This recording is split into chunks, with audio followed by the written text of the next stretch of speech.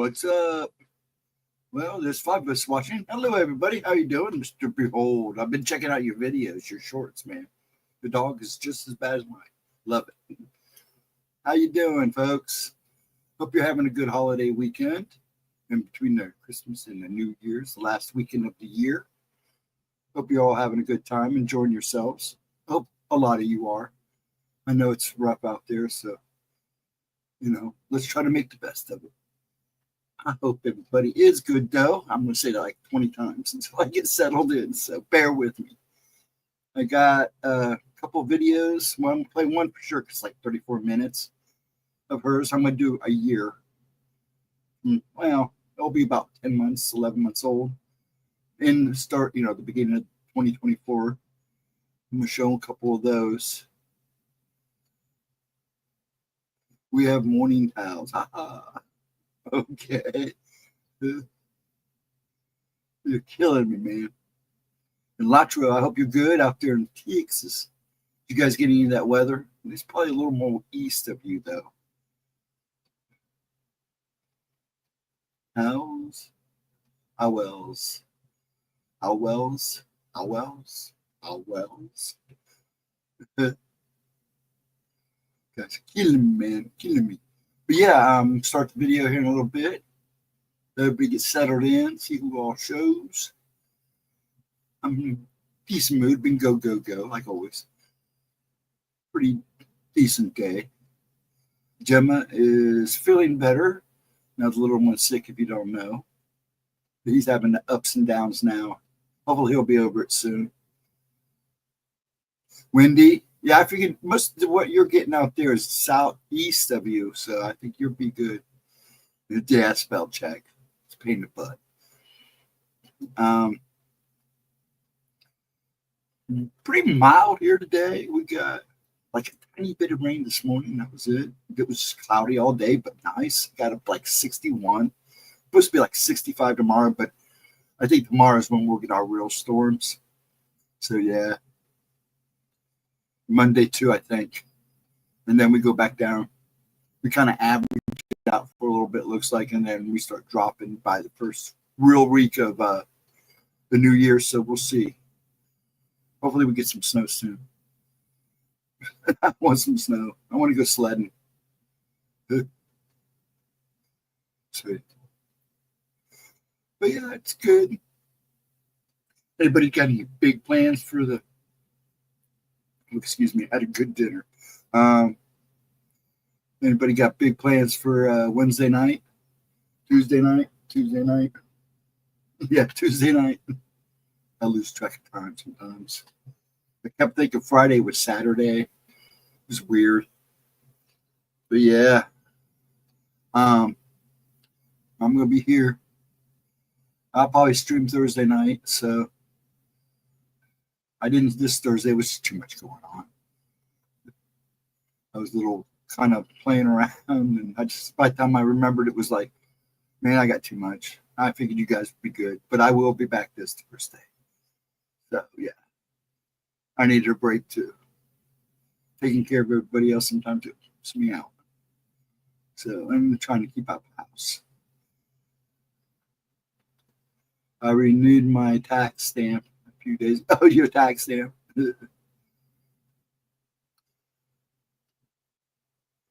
Yeah, lots to do. Yeah, I'm pretty much the same way. In fact, probably Tuesday and Wednesday I'll probably be working on the house.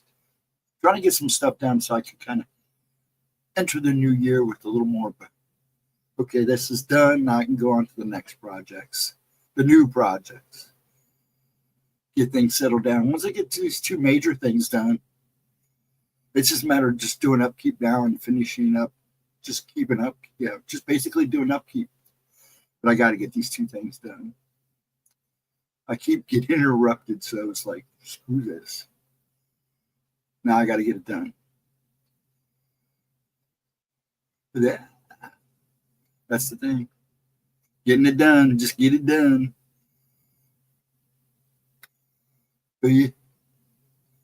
But I'm hoping Vixen stops in. Bless her heart, she sent me a pie. It was supposed to come today and it didn't come today. I think she felt bad.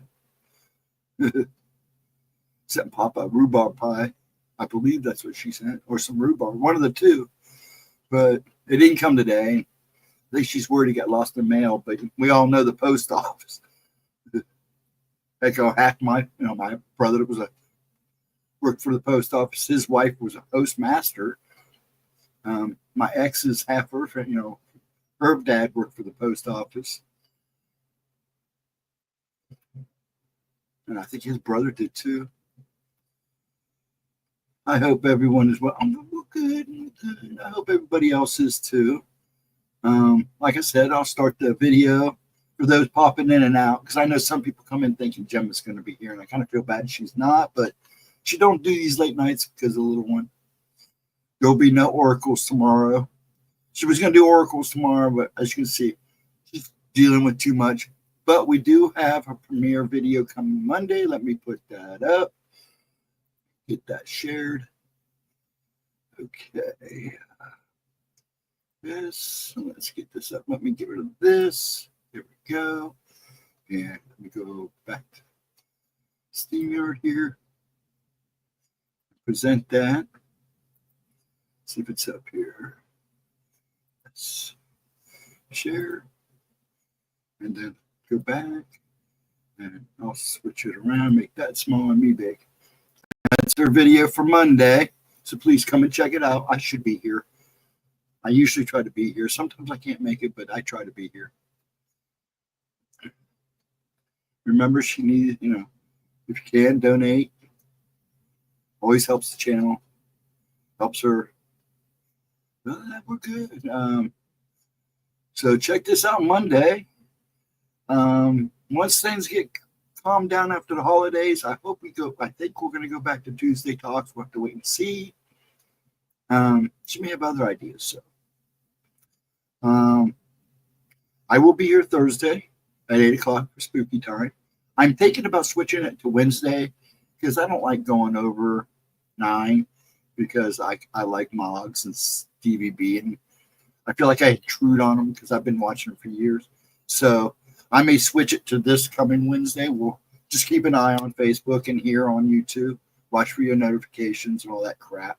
If you get them after people don't get their notifications. Looks like it's just us guys right at the moment. Probably until I start the video, then people usually start rolling in.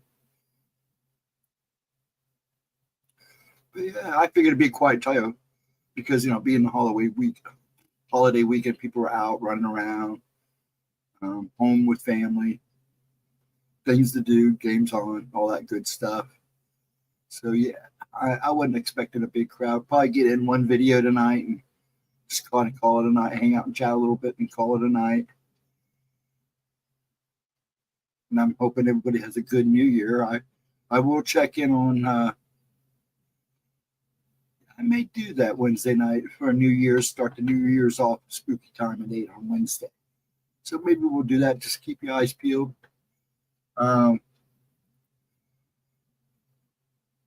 Yeah, calling out and she's probably with family. So if she shows up, I'd be shocked. Not really, but it'd be nice. But yeah, I think she's probably with family. She's been with family all week. So I'm sure Cindy Lee will pop in at some point if she's not too pooped. And I'm sure Vixen probably pop in here soon. I'm not sure she worked tonight or not. Dude, hello, how you doing? Wild man, how you doing? Long time no see. Good to see you, man.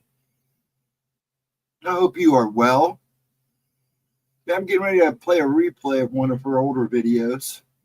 And this is her premiere on Monday at 11 a.m. But I hope you're doing good. Good to see you. Wow. Good to see you. I'm just hanging out. This is what I do on Saturdays now. Black Dragon. How you doing, sir? Simplify. And my dad says simplify because he's the Marine. I'm just a caretaker. But I respect it. I was raised that way. So Mr. McDuffie mentioned on his recent live stream that he comes on here. I don't know. I didn't know that. Does he do shows with you? No. If so, which ones? No. Not Mr. McDuffie. No. Yeah, I haven't seen that person for a while. Unless he comes in and watches. But yeah, there's Vixen. Hiya, dear. Dear, it didn't come. Don't, 1 second, folks. Dear, it didn't come, but I'm not worried because they do deliver on Saturdays over the holidays, Sundays. So we don't get, if I don't see it by Monday night, I'll let you know, but I'll keep you as informed as possible. Okay, hon? You'll be okay. I appreciate the gesture. That was more than enough. But yeah, no, no, not, unless he wants to come on and do one of Gemma's Tuesday talks once we get that rolling again. I had to shut down for a while because of the kid being out of school. But yeah, it's good to see you. Yeah, I wish, but I haven't seen him for a while, unless he, like I said, unless he comes in and watches. Probably comes in and watches replay. He may be watching her on Friday nights. We didn't have one Friday night, Oracle's Friday night. She's sick, and she was, when she did last 2 weeks ago, a week ago last Friday. She was sick as a dog, bless her heart. I'm surprised she made it through that stream. But she didn't want to stop. I kept private chatting her, saying, hey, woman. She's like, no, I'm okay. Let's just do this. I want to keep going. I don't, don't push her. Yeah, unless he's under a different name. But I'm glad he watches if he's watching. I appreciate it. I know I get a lot of replays sometimes, especially for my spooky time on Thursdays. I've been getting some pretty good replays. So yeah. Because I'll be back here. I'm going to be here Wednesday night. We're going to change it to Wednesday nights at 8 instead of midnights. I kind of like doing the midnight shows, but it's so hard to do them on the weekdays because of, getting up and trying to deal with the old man and everything. Bless his heart. Everybody's saying their hellos. But yeah, Vixen, we're good. I'll keep you in touch. I'll keep in touch like we've been doing. But yeah, I'm glad he comes in and watches at least. For sure. I mean, not with me. I'm pretty much just like Moggs and Stevie B. I just let everybody talk on. That's the way it's been the last couple of Thursdays. Usually on Spooky Time, I try to tell some of my encounters, some of the crazy stuff people have told me over the year.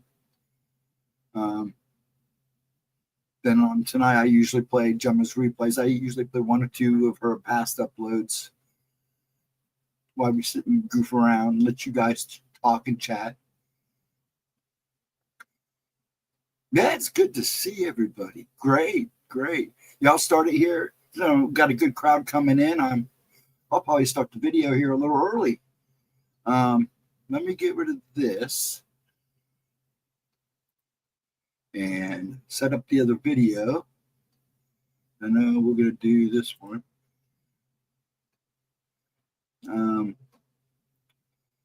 Where'd it go? Extremely bizarre disappearances. And Mike, you better behave. She's wearing her plaid. So be a good boy, or Edna will show up. Okay. Huh? What? If Santa's reindeer pooped on my porch, boom. Oh, jeez. Don't pick on Santa's reindeer. They got to go sometime. Oh, my. Yes. In fact, you were in this chat on this one. Yeah, I'm doing one that's almost a year old. Some of the ones that are exactly a year old, that are 12 months, don't change over until 11 months, which is really weird. So I don't, but see, it was during the holidays. So that meant that it was like this time that she had a lot going on. It's hard to do a lot for her when she's got the kid, but yeah, this is the one we're going to do. The extremely, 2 extremely bizarre disappearances.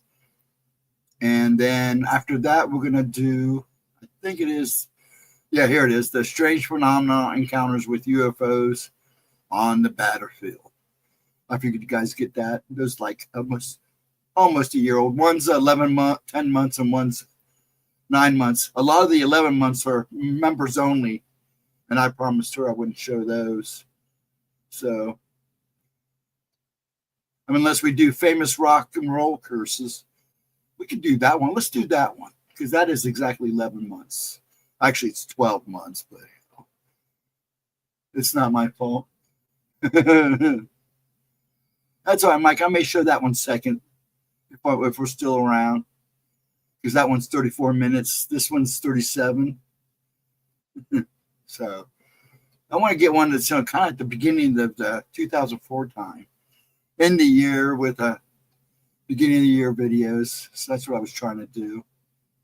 And then we'll go back next week to watching some of the older stuff again. We've almost saw them all. There's some I won't show because I probably could show them. This is still super short. I found out my girlfriend is really a ghost. You're killing me. Excuse me, folks. Let's go ahead. I'm going to go ahead and get this loaded and ready to rock. Let's go ahead and do the famous rock and roll curses first. And this is up. Let me get it back here. Folks, keep chatting. Have a good time. I'm just pretty much a moderator doing these. Sometimes I can talk and chat. Sometimes it won't let me. So let's get this baby started. And everybody enjoy yourselves. Have a good time. Let me get this up on the screen. Let me know if there's any sound problems. Okay, let me switch again. Make her big because she's the real star here. You crack me up, Latra. I love you, dude. You always give me a smile. All you people do. And let's get this baby rocking. And then I'll make it big.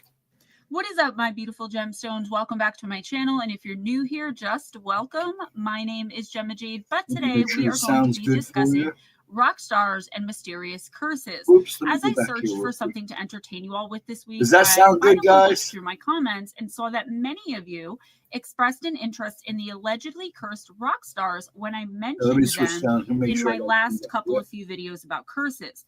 That's how I landed on the subject today, and I really hope that you enjoy this. Enjoy, guys. Enjoy yourselves. From the heavy.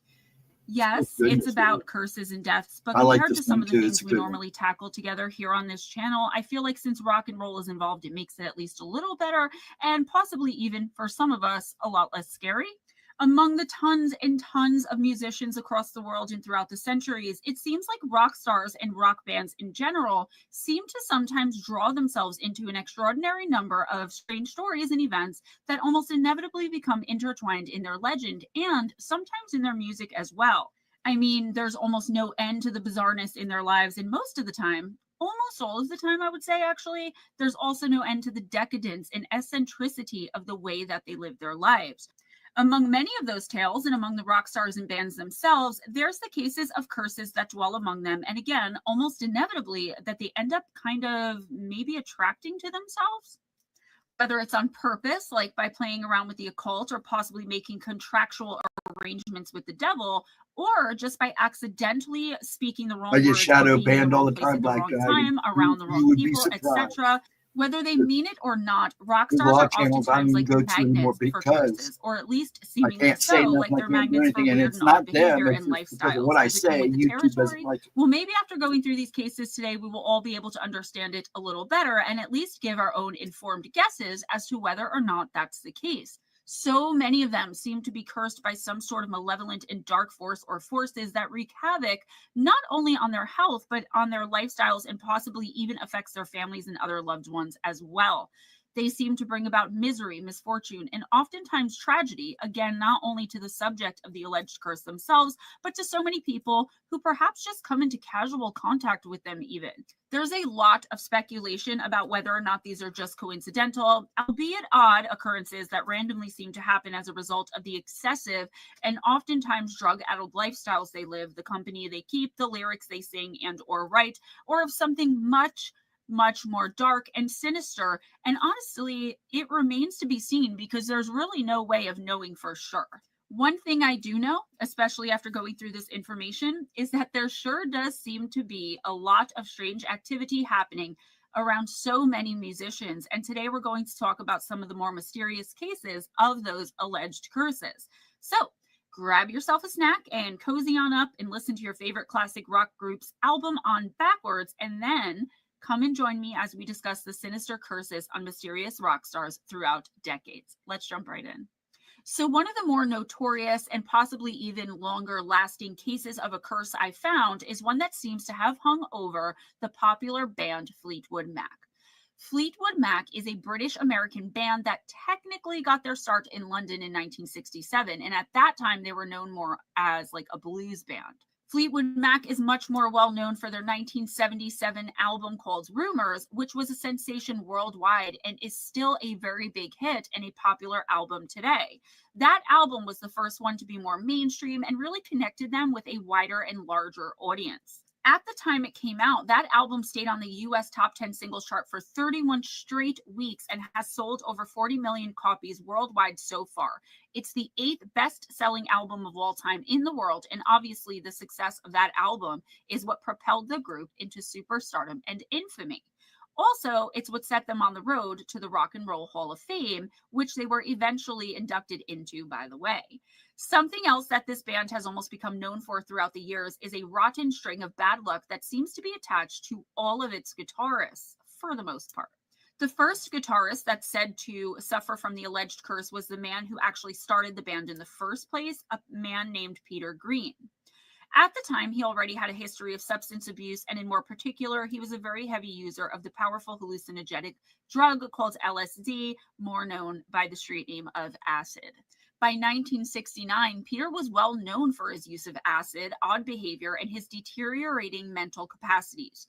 He was known for being an unstable drug addict, basically, allegedly. He grew a beard, wore flowing robes, and went around proclaiming to anyone who would listen that he was the one and only Jesus Christ himself. He also constantly suggested to everyone else in the band that they give away all of their money and everything they own, all of their worldly possessions once they made it big, to charity. Just, hands it off. In March of 1970, he was at a party in Munich, Germany, when he accidentally overdosed on LSD and had what is known as a bad trip, during which he claimed to see angels everywhere and all around him. After that particular episode, it said that his mental health seriously declined and he was never the same again. Even for as weird as he was, it got so much worse and more bizarre after that bad LSD trip, and there's no coming back from something like that, as we see in Green's case. He left the group and shortly after was diagnosed with severe schizophrenia, which eventually caused him to be institutionalized. Peter Green had once been a great guitar hero, and so after bouncing around from institution to institution for years and receiving countless rounds of electroshock therapy, people who would visit him were dismayed and saddened to see the warped, weird, and bizarre shell of a man he eventually became. After he was finally fully released from the last institution, he couldn't find work doing anything but various and random odd jobs when and wherever he could, and he even spent some time working as a grave digger. This did nothing to deter the odd and bizarre behavior or the everlasting rumors of it. In 1977, there was an incident when he stormed the home of the band's accountant, whose name was David Simmons, and threatened him with a shotgun. Green said he was doing it because he was disgruntled at the fact that he was still receiving royalty checks from the music he created. At that point, Fleetwood Mac was incredibly famous and well known, and everyone in the group was ridiculously famous and wealthy. In 1995, he actually formed another band and tried to make a return to the rock star life. The band's name was the Splinter Group, but it didn't even receive a fraction of the fame or wealth that Fleetwood Mac had, especially by that time, with decades of fame, fortune, and #1 hits under their belt. Unfortunately, Peter Green had become and remains for most people nothing more than a sad footnote in the history of the band, but more so in the history of music itself, allegedly. Fleetwood Mac's slide guitarist, whose name was Jeremy Spencer, also became entangled with the alleged curse at one point. Jeremy had a very flamboyant and wild image while he was up on stage, but in real life, he was devoutly religious and simply knew what the crowd wanted and how to put on a good show. He knew how to act the right way when up on stage. Drugs also came into play in making sure he would never be the same person again, just like with Peter Green. Jeremy Spencer was on tour with the band in Los Angeles in 1971 when he accidentally overdosed on mescaline. At one point while on the tour bus, he calmly and casually told the other bandmates that he wanted to stop and get off the bus to stop at a nearby bookstore to buy a magazine, but he never returned. When someone finally did see him again years later, they found out that he had become a part of a strange cult that we now know is a strange and deadly cult, but who no one really knew about back then. It was the infamous Children of God cult that he had joined, and it had been formed in the 1980s by a self-proclaimed prophet named David Berg. The Children of God cult was supposed to be loosely based on Christianity and its morals and values, but it deviated greatly to eventually include the free love and sex ideals of the time. Notoriously, again, as we now know, all of this included grown men with underage girls. Spencer remained in the cult and never turned away from them, but he did continue to make music. As recently as 2006, he released an album called Precious Little, one in 2012 called Bend in the Road, and another one in 2014 titled Coventry Blues. Weird, but it doesn't stop there. Next up to face off with the curse was guitarist Danny Kirwan. In 1972, he had a very bizarre meltdown while touring the United States with the rest of the band. It's said that he was just mundanely trying to tune a guitar, at which point he became inexplicably and suddenly enraged and started headbutting and smashing the walls. He threw his guitar into a glass mirror and then climbed down into the audience, started ruthlessly heckling and taunting the band from the crowd as they all very awkwardly tried to go with the flow, pretend like it wasn't happening or like it was all part of the show, so they could keep the show going for the fans who had paid money to see them, without that guitarist, that is. Awkward. Kirwan definitely had a history of severe drug and alcohol abuse, as well as extremely bizarre and odd behavior. And for the band, the stunt he pulled that I just described during that tour had been the last straw. He was kicked out of the band by the other members, and unfortunately, he would spend the rest of his life destitute and homeless, of course, after spending some time in various mental institutions. Things seemed to be going well for Fleetwood Mac, but the curse only seemed to be lying in wait for the next guitarist to overtake. It would come back with a vengeance in 2012. In January of that year, a former guitarist for the band named Bob Weston, who was 64 at the time and who was very well known for having had an affair with the band's drummer, Mick Fleetwood's wife, in the 1970s, was found dead in a London flat of an apparent brain hemorrhage. Later that same year, tragedy would strike again when another former guitarist for the band named Bob Welsh was suffering from complications from spinal cord surgery and was told he would never be able to walk again. Bob became despondent and, not wanting to become a burden to his wife, wrote out a suicide note and unalived himself with a gunshot to the chest. In fact, the only Fleetwood Mac guitarist who seemingly, or at least so far, hasn't been plagued by tragedy, illness, and misfortune is the current guitarist, whose name is Lindsey Buckingham. Is it only a matter of time? I hope not, but there's no way of knowing. So guys, what do you think of this one? I mean, I think we have to consider the substance abuse, but think about it too, on the other hand. How many people are lost and trapped in the never-ending madness of substance abuse and addiction that don't accidentally overdose or completely lose their minds as a result? Is this a curse? As usual, I highly doubt it, but that's just because of how I feel about curses in general. Curses have to come from somewhere. And for the most part, not all the time, but for the most part, they have to be placed on someone or on the band or whatever. They don't just fall out of the sky, and they particularly don't usually jump from one person to the next. Usually they don't. And the fact that it was the guitarist in particular every single time does seem very interesting to me. That's not to say the rest of the band didn't have struggles and tragedy and overall oddness about them, but they're a mega famous rock band.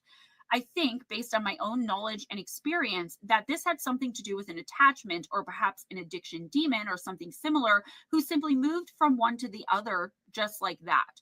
Was the fact it was the guitarist every single time a coincidence? I'm not sure, but again, you all know how I feel about coincidences. Let's move on. So there's another sinister curse that did the long menace on an English rock group, and that group is Led Zeppelin. The band was formed in 1968 and disbanded in 1980, and they're widely regarded as one of the most popular, successful, and influential rock bands of all time. They're definitely down in the history books for being amazing, and while I enjoy most of their music, the song Dire Maker is my absolute favorite of theirs. They were known as rock stars, but they were also known as pioneers in the heavy metal genre of music. So this curse seems to some to have a root cause, and unlike in Fleetwood Mac, whose alleged curse, as far as we know, seemed to have come from nowhere, it revolved around the guitarist in this one too. So once again, it's the guitarist, but in an entirely different way. It said, and remember everyone, all of this information is alleged, that guitarist Jimmy Page had an extreme obsession with the occult. He had an obsession with the famed English occultist Aleister Crowley in particular. Page deemed Crowley a genius, and he was open and extravagant with his occultist views and activities. He owned an occult bookshop and publishing house, and he participated in the making of occult films, as well as owning tons and tons of Aleister Crowley paraphernalia. Jimmy Page went so far as to go and buy Aleister's castle, Boleskine House, on Loch Ness in Scotland. Obviously, when people see someone with an avid and almost extreme interest in all of these things, spooky and oftentimes ridiculous sounding rumors grow and spread all over the place all of the time. For instance, take the amazing and extremely popular and beloved song Stairway to Heaven. It's supposed to have some sort of hidden and possibly demonic meaning when played backwards. The more sinister iteration, though, is the alleged curse that haunted this group. So this legend says that Jimmy Page somehow convinced the rest of the group that all of his mystic and occult beliefs were real and that they shouldn't engage in rituals with him. He managed to convince them to join in at least one of these arcane rituals, which had them all selling their soul to the devil. I roll my eyes because it doesn't work like that. Deals and contracts with the devil are certainly possible and do happen, though, so I don't want to get caught up in the alleged details of the ritual and would like to just focus on the curse that allegedly came from it. It's also said that once the whole group did whatever this ritual was, it was the start of not only their amazing stardom and rise to rock and roll fame and infamy, but to a seriously sinister, relentless streak of bad luck that followed them, along with terrible tragedy, of course. It all began in 1975 when the lead singer and lyricist of the band, Robert Plant, was driving with his wife and 3 children, and they got into a horrible car accident. More specifically, they literally drove off a cliff, and his wife and 2 of his kids were very, very seriously injured. It shattered Plant's elbow and ankle, and this is the actual reason why the band's 1975 physical graffiti tour had to be canceled. Robert Plant's daughter, whose name was Scarlett, was 4 at the time, and she was completely unharmed and suffered no injuries from that crash. In 1977, Robert Plant was back on his feet, and the band was ready to go touring again. However, this North American tour was besieged by many odd problems. There weren't enough tickets to go around, and fans started to get violent about it. They rioted, revolted, and crashed through the gates of the event, and all of this left 50 people seriously injured and resulted in 19 arrests. To make matters worse, Plant became so violently ill that he couldn't even play. On top of all of that, the band's managers, John Bonham and Peter Grant, got into their own altercation with a member of the concert promoter's staff. The concert promoter's name was Bill Graham, and the altercation was with one of the members of his team, left that person almost beaten within an inch of his life. So there were a few other things here too, guys. There was a terrible thunderstorm and numerous conflicts within the band itself. Honestly, with all of this and more to be considered, it's a miracle any of the shows ended up going ahead as planned at all. But the curse wasn't done here, and it would show up again in the form of a tragedy in Robert Plant's family. I think it happened during the concert where everyone was rioting and getting arrested because there weren't enough tickets. But either way, during a concert where they had already been significant drama and turmoil, Robert Plant's 5-year-old son, Carrick, would die of some kind of mysterious stomach bug, and this obviously made the band cut the concert short. Some say this was the beginning of the end for the band and when the dismantling started. In 1980, their drummer, John Bonham, went on an epic and very metal all-day drinking binge, which resulted in him passing out and choking to death on his own vomit. Very metal indeed. In the wake of Bonham's death, the great band Led Zeppelin, as it originally was, finally gave up and disbanded. There's only one member of the legendary band that seemingly remained untouched by the nefarious curse, and that was bassist and keyboardist John Paul Jones. And it's said that the reason he remained completely unscathed is because he was the only one who refused to participate in that dark ritual where everyone else in the band sold their souls to the devil for fame and fortune. Now, you'd think that this was the end of the story, but you'd be wrong. Not only is it said that Led Zeppelin was cursed, but people allege that Jimmy Page cursed another band by way of another dark ritual because he believed that they had disrespected his idol and hero, Aleister Crowley. What had happened was there was a band from Essex called Eddie and the Hot Rods who were also influenced by Crowley, and they featured him on the cover of their 1977 chart-topping single titled Do Anything You Want to Do. That sounds nice and everything, but the problem arose when they didn't just put his picture on the cover, but plastered Mickey Mouse ears on the occultist's head. This pissed Page off, and he cursed the band and seemingly was pretty successful at it too.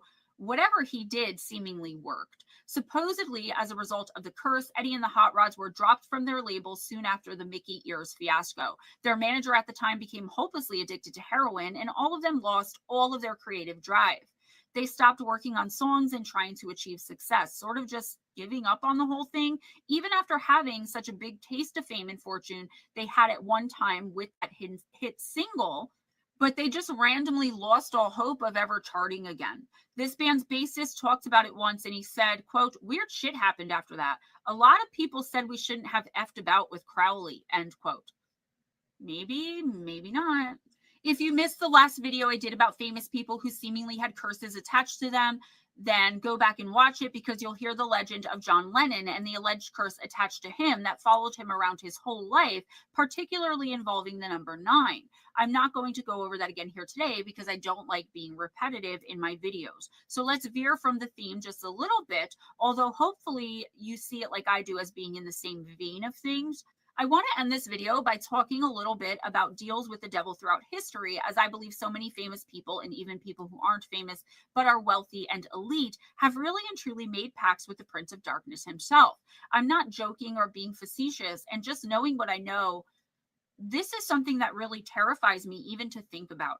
I would never, ever even consider it, not for anything in the world, but who knows? It isn't like I've been asked, you know what I'm saying? It isn't like I've been like really wishing for something and it's been offered. What do you think you do if approached with everything you ever dreamed of? If you think you would take the deal or are on the fence, let's get into the discussion and see where you stand at the end of it all. Be sure and let me know your thoughts about all of this in the comments below, please, too. So there are a lot of legends around the world that have been here since time immemorial about deals with the devil and people making pacts with the devil or with some other very powerful demon or demonic entity. And normally it has the human being exchanging their soul for things like wealth, fame, youth, and or power, among a plethora of other things, I'm sure. These stories are deeply ingrained in Christianity specifically, but honestly, anything that involves the belief of a devil normally will contain the belief in bartering with him and or his minions and lessers. I'm not going to get into anything religious here, nor will I tell you all right here and now what I think and based on experience about these sorts of things, and have decided to just focus on people who've allegedly done it in the past. For as much as making diabolical deals with Satan have been a part of myth and legend for centuries, and possibly since the beginning of time, throughout the ages there have also been many people who have either admitted to or who have been thought to have actually made literal, very real pacts with him too. A common sort of theme around dealing with the devil are people who want to achieve great skill in their art and chosen profession. This sort of thing runs the gamut amongst professionals, but as we just touched on, it is especially popular among the circle of musicians. There's a famous and very influential composer and violinist from Italy named Giuseppe Tartini, who was said to have been offered such a dark deal back at some point when he lived, which was from 1692 until 1770. Tartini was well known for not only being a brilliant composer and for his sonatas, but also for his fiery and somewhat explosive temper. He would obsessively compare his work to the work of others constantly, and it's because of that that many people said he had an extreme superiority complex, always finding himself to be better and more talented than any other man, regardless of who it was he was coming up against. It's said that he became overwhelmed with despondency and consumed by despair when he overheard another violinist playing better than him, in his own eyes anyway. He became obsessed with outdoing the other violinist and ended up a recluse. Tartini locked himself away in his room, practicing relentlessly and nonstop for at least 12 hours a day, and it was during this self-imposed exile that the devil is said to have come to him. According to the story, Tartini had fallen asleep, and in his dream, the devil told him that he could make sure that he became the most masterful violinist the world had ever known. The devil is said to then have picked up the violin himself and started very skillfully and artfully, masterfully playing a sonata, quote, with breathtaking virtuosity, the likes of which Tartini had never heard, end quote. He woke up and can still hear the sonata playing in his head. He tried to play it himself, but immediately knew that there was no comparison between what he was playing and what he had heard the devil do with the same instrument. He feverishly jotted down every single note he could recognize and remember from the dream, and eventually came up with the sonata called the Devil's Trill. It's sometimes called the Devil's Sonata and is Tartini's signature work. It was his most well-known and his best work, and it has indeed made him famous, as the devil promised it would do in the dream. Tartini admitted that he couldn't play it exactly as he had heard it in the dream when the devil had been playing it, but he came very close, and that was good enough for the masses. At one point, though, he said that his version of the sonata compared to what the devil had played for him was, quote, so inferior to what I had heard that if I could have subsided on other means, I would have broken my violin and abandoned music forever, end quote.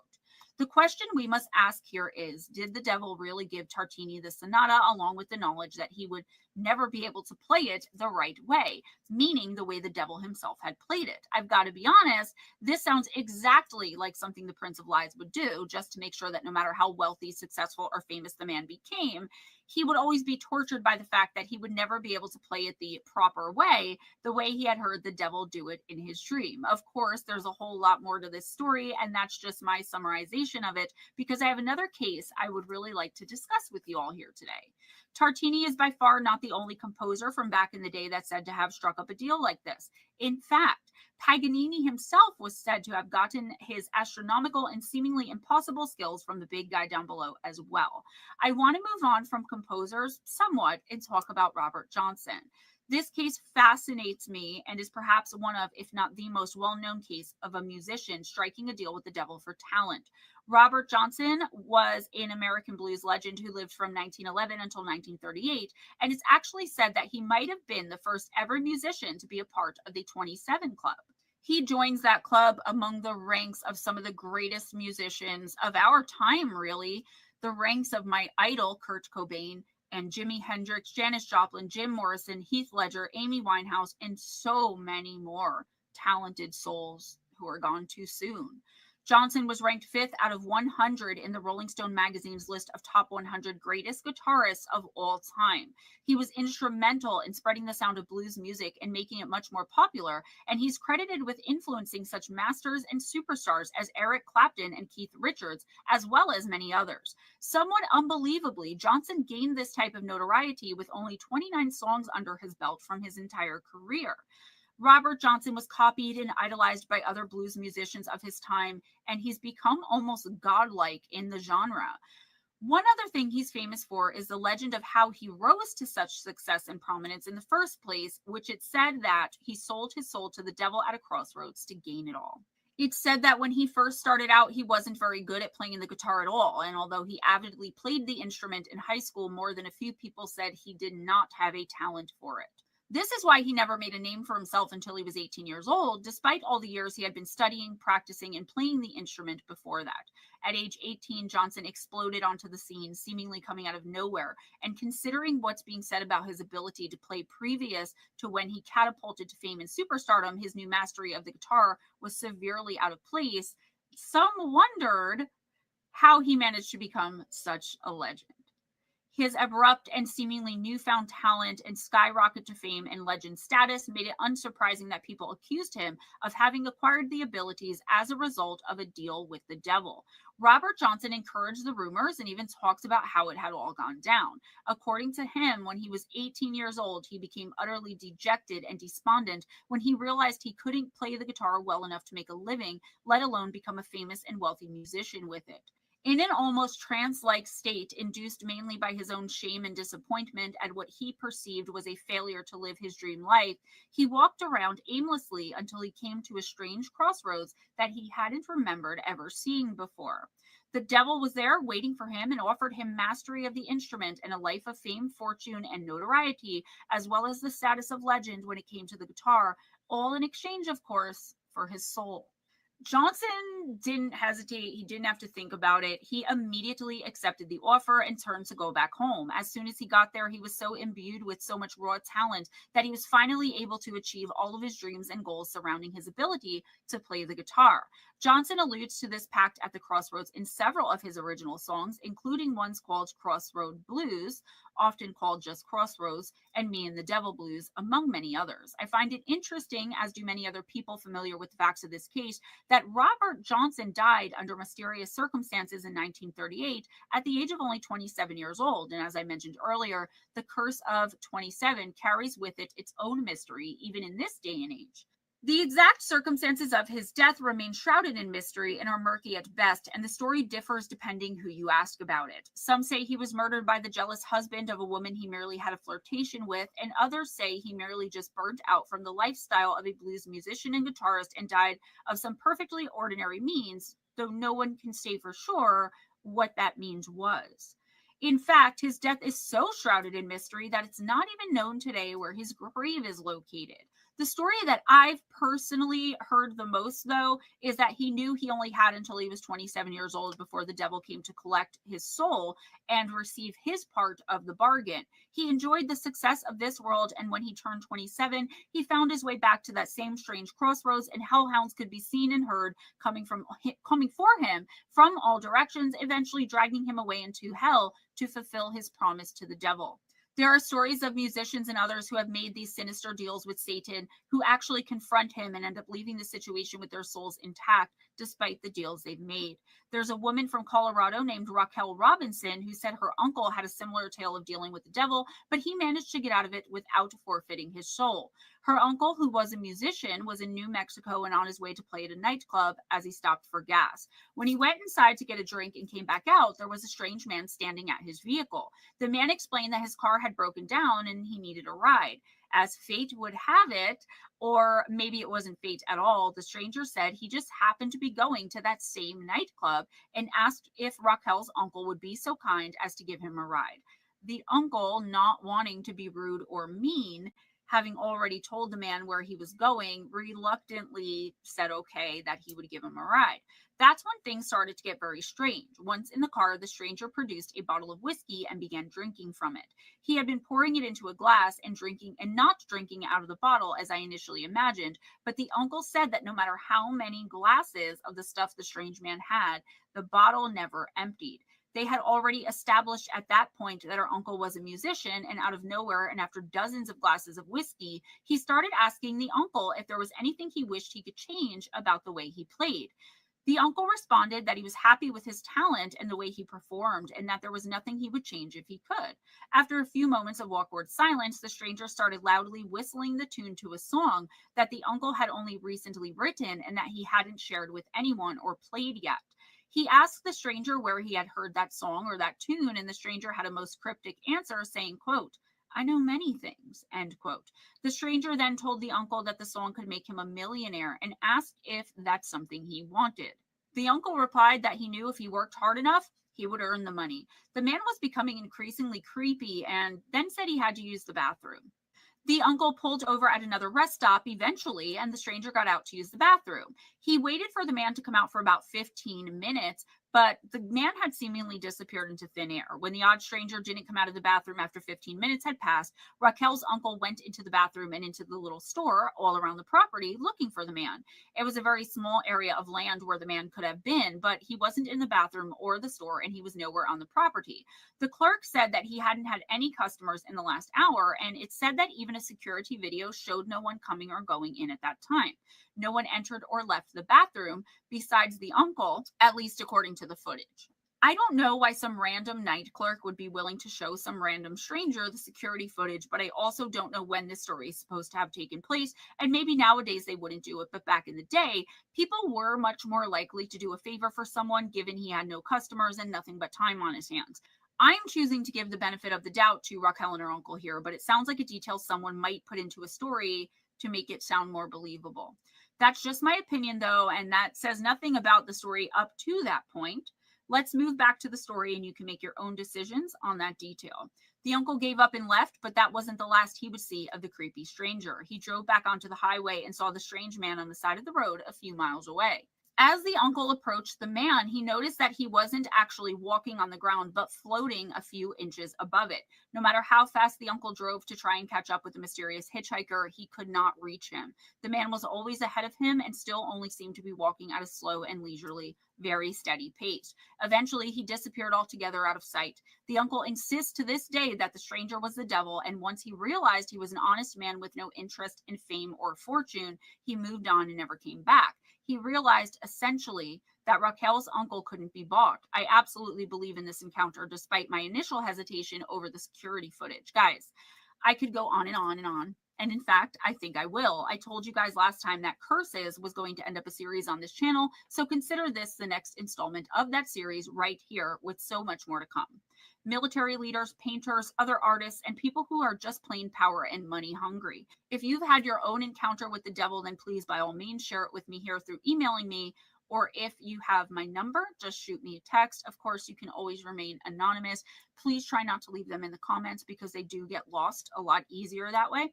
That's all I have for you today, guys. Please give this video a big thumbs up if you enjoyed the content, if you enjoyed hanging out with me, and if you enjoyed hanging out with one another in the premiere, if that's when you're watching. My new book, Danger at Your Door, Encounters with the Black-Eyed Kids, my 4th book, is now a bestseller thanks to you guys. Got so many more out now, so please check out our books, I cannot thank you guys enough. You don't have to check them out. Copy, hit me up, reach out to me. Our new one is already for you. If you already bought a copy and want it autographed, number one seller right now. It's also available on Kindle, Kindle Unlimited, Kindle, so paperback, and keep it up. Actually, all of my books are available on Audible. My other books, Missing the Fae Theory, Encounters with Evil, 101 True and Terrifying Stories, and Shadow Entities, Sleep Paralysis, and Beyond, are all available on Amazon, Kindle, paperback, Kindle Unlimited, and Audible. Right. All of the links for all of those will be in the description box. Okay, so let me know if you want any of them signed. I will get them out to you right away. Okay, let me do this real quick. I decide to play the next one. I got to get to it just in case. I know where it's at, so it's easy this time. And I hope everybody enjoyed that. That's a good one, too. I like the rock and roll curses. There are so many of them. So many of them. Let me get down to where we need to be in case we show this next one. Come on, where you at? Shouldn't be hard. Whoops, too far. I do that. I always do that. This time I did go too far. Okay, come on. One more set. Come on, come on.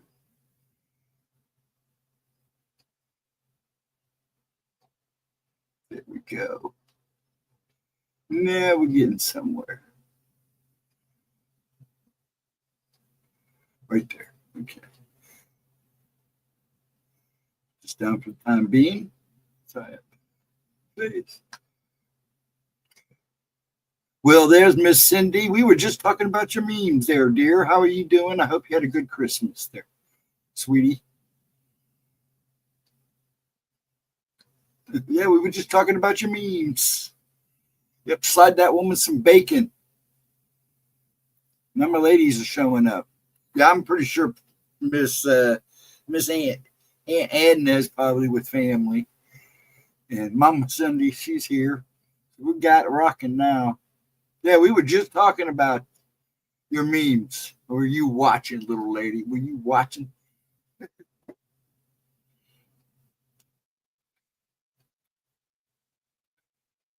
Saying hi to everybody.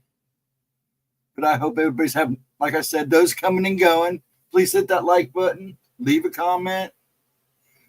For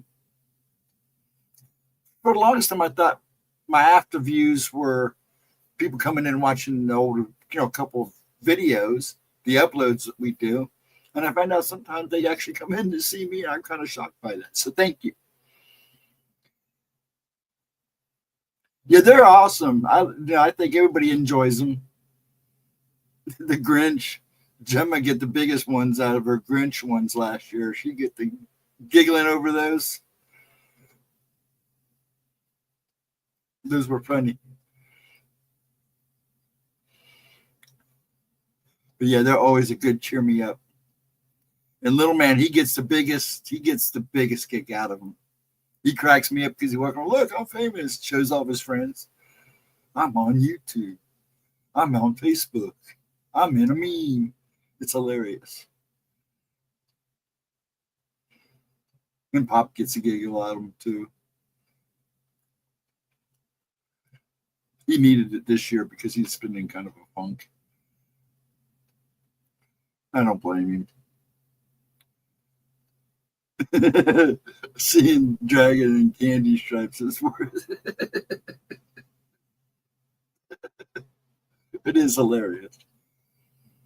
Maybe I'll find one of those and wear it, actually. I still don't think she saw the bat one yet. You know, I don't either. I keep trying to tell her to check it out. She may just be missing it, but I will make sure she sees it, Cindy, because that's the one I like probably the best. I love them all, but that one I do like. It's just kind of nice, kind of cute.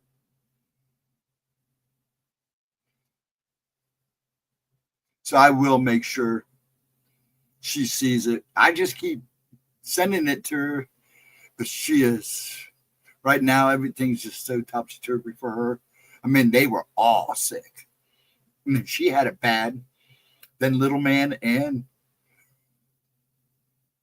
the other one got so sick they were down. Now little man's doing that up and down thing. You know how kids are. During the day they're fine, and as soon as that night sets in, that temperature goes up, and it's because they finally get in there, start to relax. But they're doing good. Hopefully she'll feel better. They'll all feel better tomorrow. She can actually get some free time, and he can run around with Papa so she can get some work done. I had a pretty decent, calm Christmas. It wasn't nothing fancy. We just kind of laid around and enjoyed the day. I did some work, enjoyed our gifts. We didn't get much. It's just this guy. So, talked to all my kids on the phone, made sure I had contact with them. I still want to spend some time with the grandkids at the X's, and I'm hoping to go see Tina. I mean, not Tina, but Ashley this spring. Go out to Kansas and hang out with her for a little bit.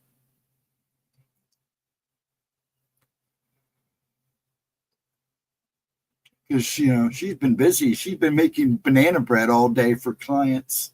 She had a big order of her banana bread. Must be really good. She sells a lot of it.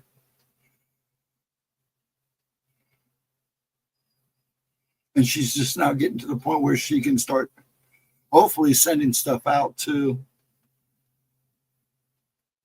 I didn't really have Christmas. I just stayed at home and vegetated. That's pretty much what we did, Black Dragon, sir. We pretty much just did the same thing. Just hung out and chilled. Didn't do much. Mine was hectic with all these. Yeah, I bet, Cindy. I bet you had a lot. I mean, I'm sure Edna did too, because I know she's got a big family. So having all those kids around. The kids came by. That's all we needed. And our grand dog. There you go. That's all, Dad wasn't feeling the best. He's been fighting something off and on. So we just stayed home. We usually go to my brother Mike's and have dinner, hang out a little bit. But he wanted to stay home and chill, and I didn't push him. This is kind of a hard month for him. And my mom's birthday, my little brother's birthday. Then my mom had passed on the 18th. So, yeah, it's kind of a hard time for him. So last year he was good. And then the year before that, we had the fire. So he was kind of like, oh, just want to take a break. Enjoy the peace and quiet. It's pretty much what he did. And Giles went to mom's. He was gone most of the day. Then he left again and went over there for dinner. He came home, hung out with us for a while, and then he went back over for dinner. So everybody, yeah, it's pretty much what we did, Dragon. We just hung out and chilled. Yeehaw. We probably won't do much Tuesday night. I'll be lucky if I will probably be up for midnight. In fact, I probably will be up.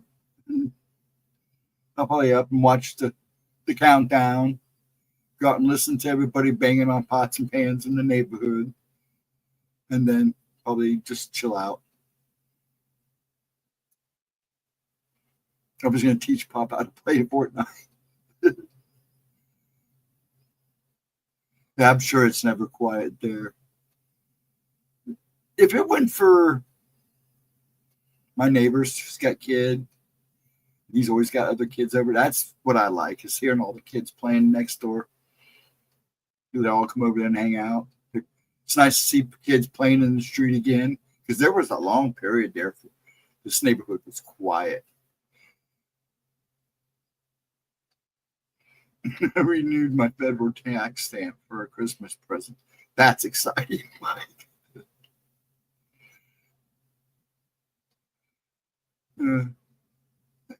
What do you do?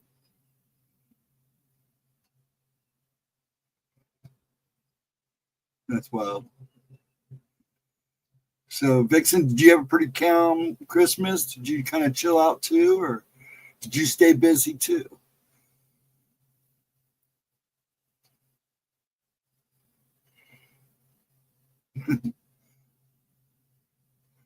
I'm glad everybody had a good one.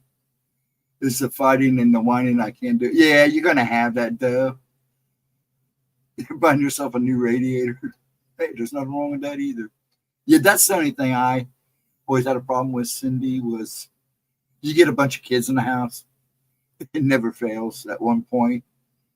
And then you always get those ones that just do nothing but. What do you do? I'll tell you what you can't do, but I can't say it on YouTube. I'd get in trouble. I'm meanie. That was the thing when we were growing up. When we went out to all the relatives, you behaved. And if you didn't behave, man, you paid for it when you got home. And that was usually either your presents get taken away for a while, or you faced the wrath of Pop. You didn't want to face the wrath of Pop. You'd rather have your stuff taken away for a while. Cries over every little thing. Unfortunately, that's the way some of these kids are now, and it kind of bums me out. I've seen a lot of that. I see it a lot of times in the grocery store. In fact, what bothers me lately, actually the last few months, it's not just grown-ups I see things attached to. I see things attached to little kids too. And I've seen a lot of that lately. And there she is. It took her a little bit to catch the Edna, but there she is. I figured you'd be resting, dear. How are you? Edna, how are you? I hope you are good, and I hope you had a good holiday. I tried to keep up with everybody's Facebook, but I gave up. So I've just been kind of in and out. Check my notices in the mail.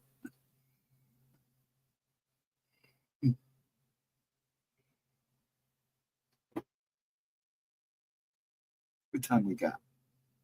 A 108. I may just leave it to one video tonight and let you guys, since I wasn't here Thursday, and just let you guys ramble for a while. You just woke up. Oh, we woke you up. I figured you'd blame one of my crickets or something.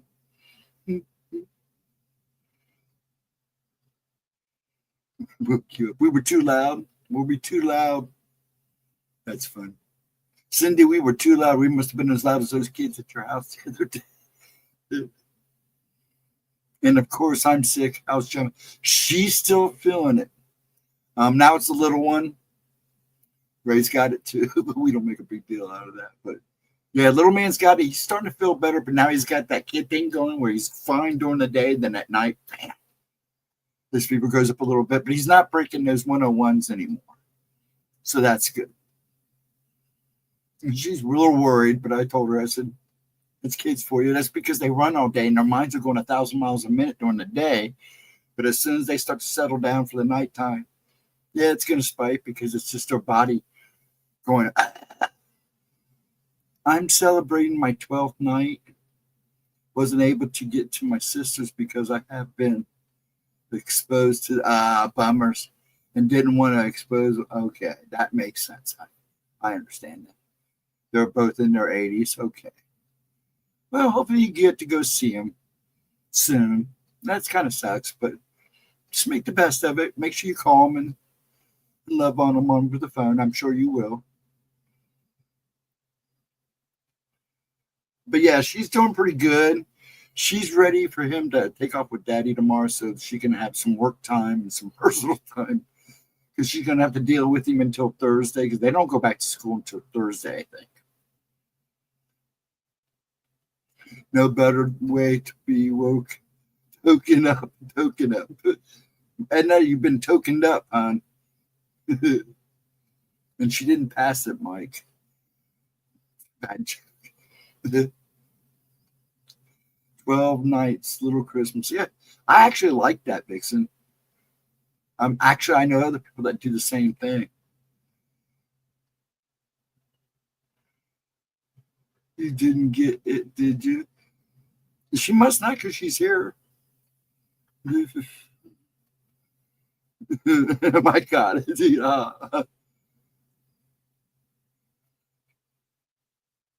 Yeah, I think everybody will start feeling better. And now she's, like, I can see she's still got that spunk in her, so she'll be fine. And I saw that picture of her family. Did you see my comment, Edna, about your family? That family picture, all that brightness. I had to put my shades on when I saw that picture. Me and Dragon, we just chilled. We did what dragons do. We just laid back and chilled and let everybody else have the fun. We were loafing that day. We didn't go out to have any extra crispy people that night. We thought we'd give you guys a break. But it was a good day. You know, Bob just chilled. He wasn't even up to going to my brother's, so we just chilled. Giles brought us home from dinner from his mom's. It was like, Gene goes, I'm sending him home with dinner. So, okay. So we had prime rib. She brought us home prime rib and ribs and freaking ham. And she loaded us up.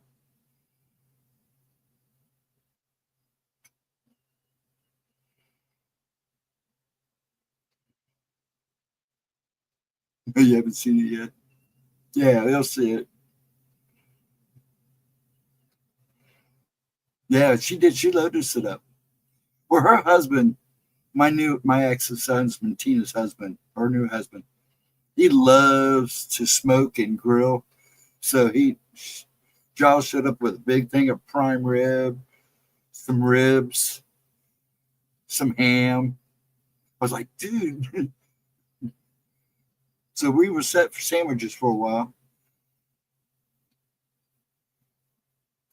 Yeah, I was going to order Chinese. I was going to actually order Japanese because nobody wanted to cook. I didn't want to cook.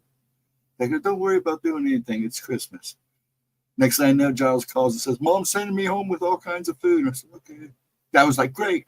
As soon as he walked in that door, Pop was on it. I have a slight cough and sniffles, but no fever, no chest congestion. That's good. That's good, Vixen. Hopefully I just won't bother you. About Gemma and the little man and the other guy, man, they all three had it really good. Rah, rah, rah, rah, rah. So I don't think they had. Gemma said she took a COVID test. None of them had COVID, so it was definitely the flu. That poor girl a week ago Friday, I kind of jumped her for doing stream, but she didn't want to do it, and it does make her feel better. But man, from that day on, man, she was down. She was hurting. Bless her heart. And then the kid got it, and then he got it. I think the boy and him got it at the same time.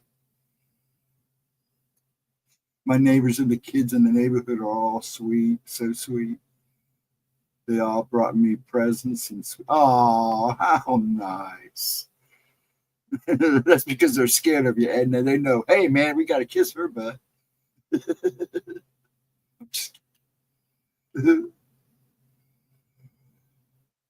My throat is sore, can't talk. I'll be happy.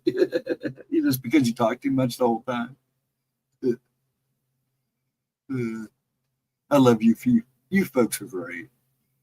And you ladies come in here and hang out with me. I love you guys. And anybody that sits around in the background, hey, come and enjoy this. It's always a good giggle. I was going to put on another video, but I think I'm just going to blow that one off tonight. We didn't get to talk Thursday, so. And by the way, I am going to be streaming New Year's Day, Wednesday at 8 p.m. We're going to just start doing spooky time on Wednesday nights at 8. So pass the word around. Make sure you watch YouTube or Facebook. There would be hot tea and honey. That Borg woman, Gemma, she was trying all your guys' stuff, man. She was just not feeling it. She had to go to the hardcore stuff to get rid of it.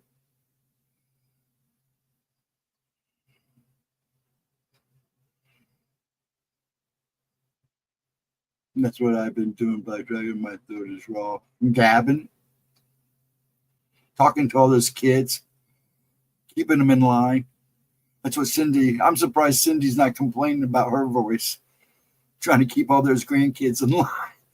Hey, you behave, Miles. You get the belt out.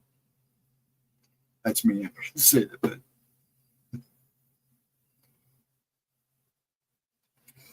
that's better because I do bingo on Thursday nights. Cool. Yeah, I'm going to do it on Wednesdays. I kind of feel bad when I go over at 9 o'clock because I kind of go over and sometimes I don't even talk in this chat. But Mods and Stevie B, I don't like. I feel like I'm intruding because they are people I do know and like. So I'm just going to go back to Wednesday. Just do it at 8.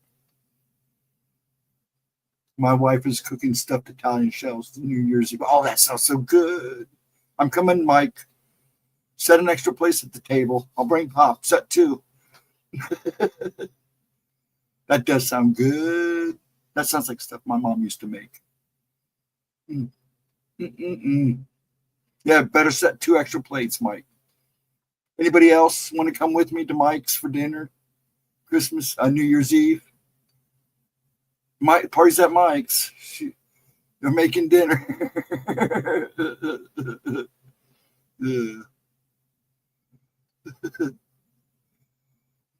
Okay, did you hear that? Everybody, we're all going to Mike's for New Year's Eve for dinner. His wife would love that. All these people come knocking. What are these people?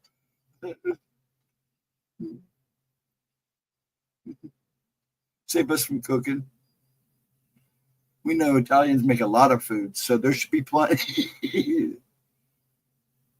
I'll be busy roasting a hog. Oh, now we got to go to. After we leave Mike's, we got to go to Black Dragon's because he's going to have a roasted hog. So make sure you go on empty stomach to these 2 places. That way you can fill yourselves up. I did take the C jab and booster. It has really worked. If they offer another booster, I'm up for it. There you go. See, that's the thing. Some people just can't. You know, I can't take those shots. I can't even take a flu shot. Dad gets a flu shot. He took the first one. He was going to take a second one, but he didn't really do good with the first C shot. It kind of gave him some really bad side effects. So he wouldn't take the second one.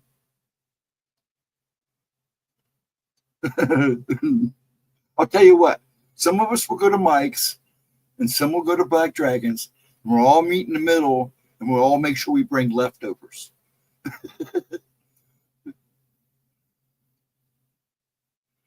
No, I actually instigate them so they aggravate their parents. I do that too at times, believe it or not. I do it now because now I get even with my kids. I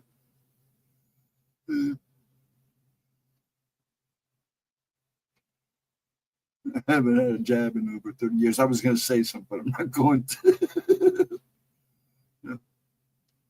But that's what we'll do. Some will go to Black Dragons and some will go to Mike's. We all get all the leftovers and we meet in the middle and then have another party. Maybe I'll make a meat crust pizza. Ooh, there you go. You bring that too, Latra. We'll have every type of food you can think of. I'll stop and grab some White Castles. I'll grab a king case.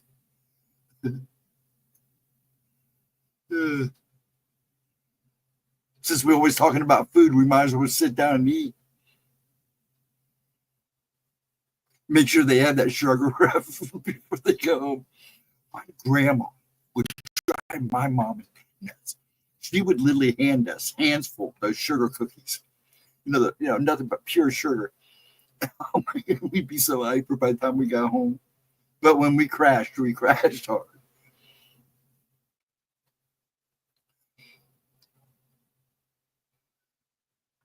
Yeah, actually, they're really good. And I took the one that was developed with. Oh yeah, okay. Long time success. Yes, that's the thing. I can't do any of that stuff. Every time I've done it, I've either ended up in a hospital or almost dead. So, yeah, I refuse to do them now. Only because it's for my safety. I actually had a neurologist because my neurologist called Kroger because they kept hounding me about taking all the shots. Oh, excuse me. So my neurologist finally called and said, look, take him off the list. You can't have him. You can't chance it. He takes care of his father, and we don't need him going down. So they don't ask anymore. Because I've tried taking the flu shot. Now that I've tried to take every couple of years, always end up in the hospital. Always. And there's the other grill master right there. How you doing, AK? I hope you had a good Christmas. I hope you're going to have a good New Year, sir. I hope you're having a good weekend. We're talking about food, so you couldn't have timed that any better. I've never had one. Yeah, see, I've had the flu shot a couple times. In fact, the first time I got a flu shot on my own is when I had my first NDE. Well, actually, it wasn't near death. I died. Was from the flu shot. So I didn't take it for years because the doctor was like, don't do it, don't do it. And then I took it again right after I got married. I didn't end up in the hospital. I'm sick, though, for 2 weeks and missed 2 weeks of work. And I was sick. I mean, it was awful. I said, no more. And then a little while, about a few years back, probably about 5 years, 6 years ago. No, it was probably about 10 years ago. I took one, and that made me deathly sick, and I ended up in the hospital for 3 weeks. So I said, no more. I just won't do any more. I just can't chance it. I need to be here for him. Because there's no way they're going to be able to keep him in a nursing home. This is not going to happen. He deserves to stay in his home. But I'm going to make sure that happens. I'm not sure I'll be able to watch the ball drop eating that much. Probably. You'll make it, Mike. I'll make sure your doggy keeps you busy. They did ask if I was allergic to. Yeah, you got to watch. There are some There's some ingredients in those that people are highly allergic to. So what you making tonight, AK? Yeah, we were just talking about barbecue. Mike's wife is making Italian stuffed shells, and Black Dragon's making roasting a pig, a hog. So what you making? No, he's doing that in New Year's Eve. So we're all going to go to these places, got all the leftovers and meet in one place. Dr. Cooney, my neurologist, told me to never take it, I guess, because my immune system. Yeah, probably true. And smoking beef short ribs. Oh, my gosh. Now I'm going to be hungry again. We've been talking about food for the last, 5 minutes, 10 minutes? That sounds good. It's nice here, AK. It's like 60. It's right now, I think it's still in the 50s. Yeah, it's 51 here. It's a little rainy. I almost cooked out today. I wish I had, but I made cube steaks instead. Road trip. Yeah, no doubt. I'll get the car warmed up. Alaska's not that far. It just have to backtrack to pick you up, Edna. Mouth-watering food, yes. I love a good road trip. So do I. People go, why don't you fly? I said, the only way I fly is if I'm leaving the country. But if I'm staying in the country, I'm driving. And there's nothing better than a good road trip. You just got to be more careful now. Make sure you're packing. But other than that, I'd rather road trip. Yeah, it's supposed to rain here. Actually, I believe you guys are actually adding a colder than us. I know Gemma, they were like in the 30s today. We got up to like 61. And tomorrow we're supposed to be like 65, but it's supposed to rain all day. Now we're not getting any. We got a little bit of rain this morning. Other than just being a cloudy, sunny off and on day, we hovered around 60, 61 all day. It started dropping. Now it's just 51. And it looks like it's kind of like spritzing rain now. But down south, keep your prayers for Smoochie, crazy Smoochie, because they're supposed to get bad weather again. They've been slamming the tornadoes down again. So, all those people down south, keep them in your thoughts. And then tomorrow and Monday, I believe all you folks on the East Coast will get a lot of that. So just be prepared. There'll be a lot of rain, a lot of wind. Crazy weather, you never. Oh, no, you don't. I mean, we're breaking records here right now. If we hit 65 tomorrow, I'm sure we'll break a record. Some people say we could hit 70, but I don't think we'll get that. And then it's supposed to maintain like the mid 50s most of the week, 40s and 50s. And then by the first true week of January, we're supposed to drop 31 tonight. Yeah, I think we're supposed to be like in the 40s tonight. I don't even know if we're. I mean, last night I couldn't believe instead of the temperatures going down, when I finally went to bed last night, which was about 2 or 3 o'clock, it was like it was started out at 43. When I went to bed, it was like 55 degrees. Let me see what it is here. Right now we are 51. And they got special weather announcement out already because of probably rain and flooding. It's definitely coming in. Yeah, and most of the week. Oh no, we get to 63 today, 51 Monday, Tuesday 46, and then we start to drop again. Because they actually said either next week, the beginning of next week, we could see snow or an ice mix. So, yeah, that's about what it is right now here, Cindy, is 51 degrees. And I know you guys are supposed to get all the stuff that we're going to get today. You'll get tomorrow night. And you're going to get all that stuff that's down south right now. So just keep your eyes and ears peeled for you folks on the East Coast, running up that East Coast, because you're going to get some weather. So be prepared. Yeah, I'd rather have snow. No, so you may rather have rain. I'd rather have snow. I'd rather all this be snow. I'd be happy. I can go sledding. Then I can come home and eat all these leftovers you guys are going to say. Counting on some hog, some Italian stuffed shells, some ribs from AK.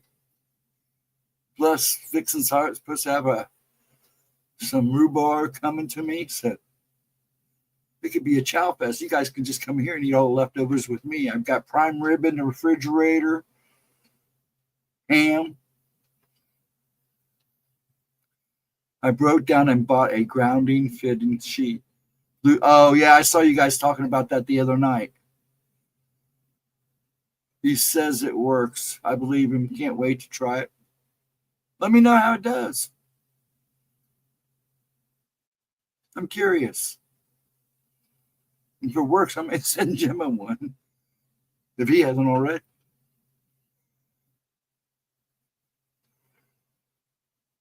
See, I like anything between 60 and about 72. I'm happy. Those are my happy spots.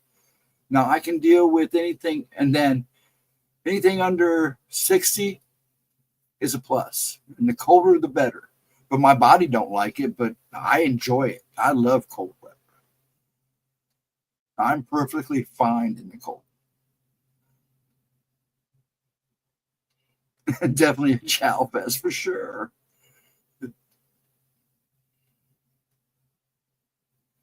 Yeah, because all you guys, food, these guys just got done talking. And I know Cindy Lee there makes a spread.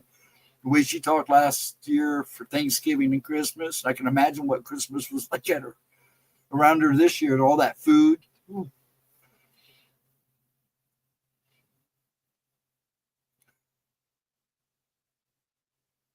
Oh, you're gonna get your sissy one too? That's cool.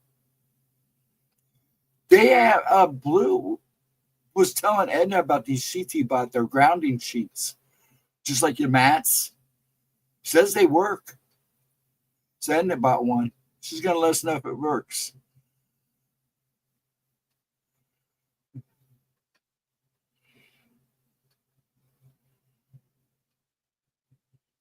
It should work. I mean, depends. Everybody's different. So what may work for one person may not work for another person. But if it works and you get a good results from it, Edna, let me know. I mean, make 75 Cindy and I'm with you. Make 75 Cindy and I'll be with you. So that's the thing. I love summer. I love spring. But I'm a happy camper in the cold. I am. My body doesn't like it, but I bought the fitted one, supposed to help with inflammation. He got a mat to put on his bed. Is that what he bought? And is that what he said he bought? Was like a mattress pad? I have to go back and look at that conversation. No, I send the leftovers home with the kids so I don't have to get stuck with them. That's what Tina did to us with Giles. She sent it all home with us so they wouldn't get stuck with it, which is fine because me and Dad's been eating it.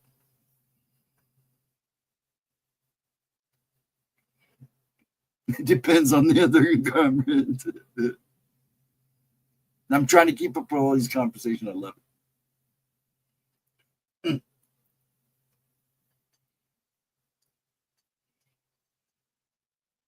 I'm glad everybody's having a good time. And folks in the background, thanks for hanging out.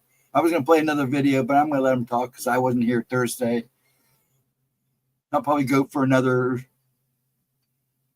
half hour or so.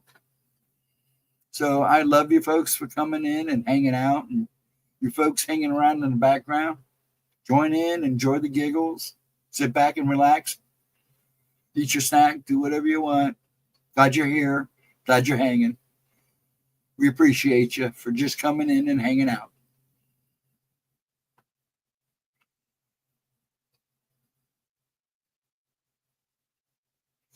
Silver threads are woven into the sheets, and you plug it in.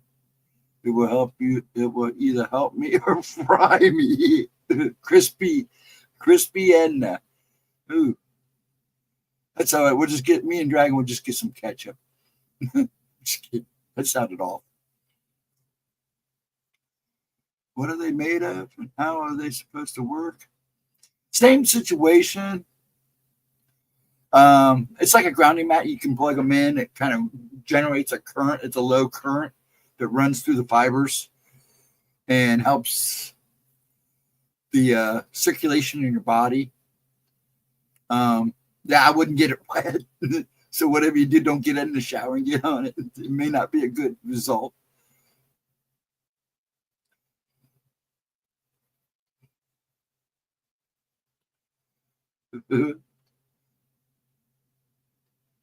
But I hear good things about it. Blue's the first one I've ever actually heard owning one. So I think that's cool.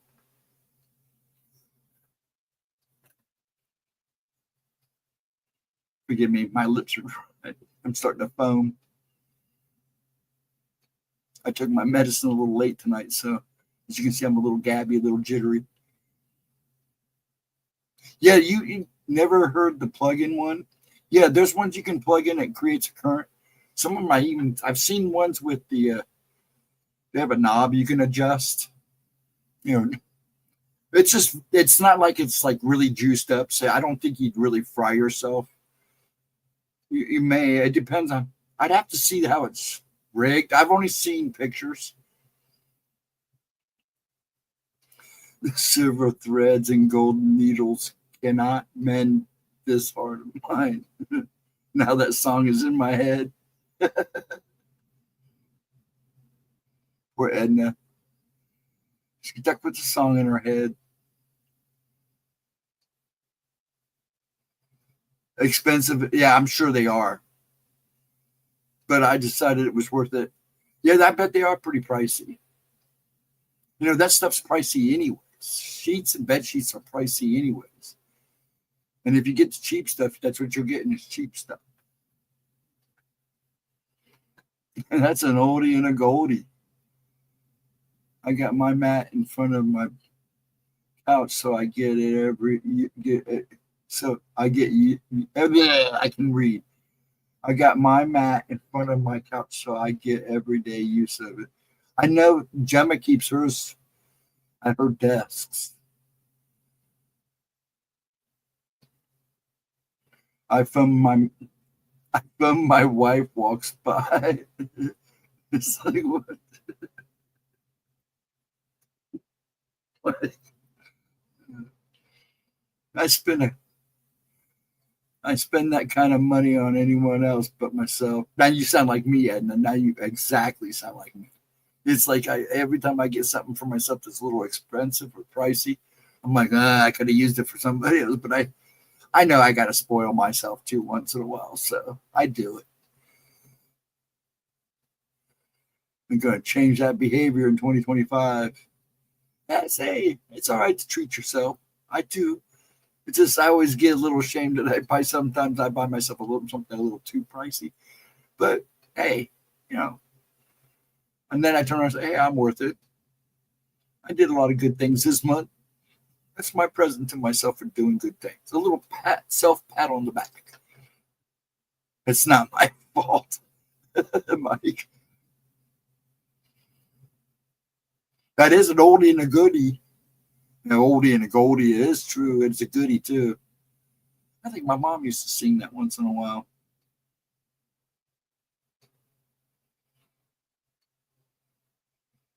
I love the expression on the baby's face when they got on my mats. When they get on my mat, it's hilarious. Really? Ooh, what's this? And you know, they probably feel it really easy because they're ultra sensitive anyways, especially young children.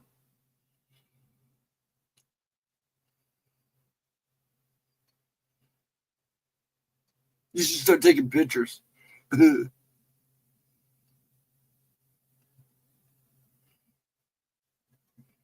all you folks, what's your big plans for we know most of ours since we brought it up already once, but anybody got anything big coming up for the New Year's?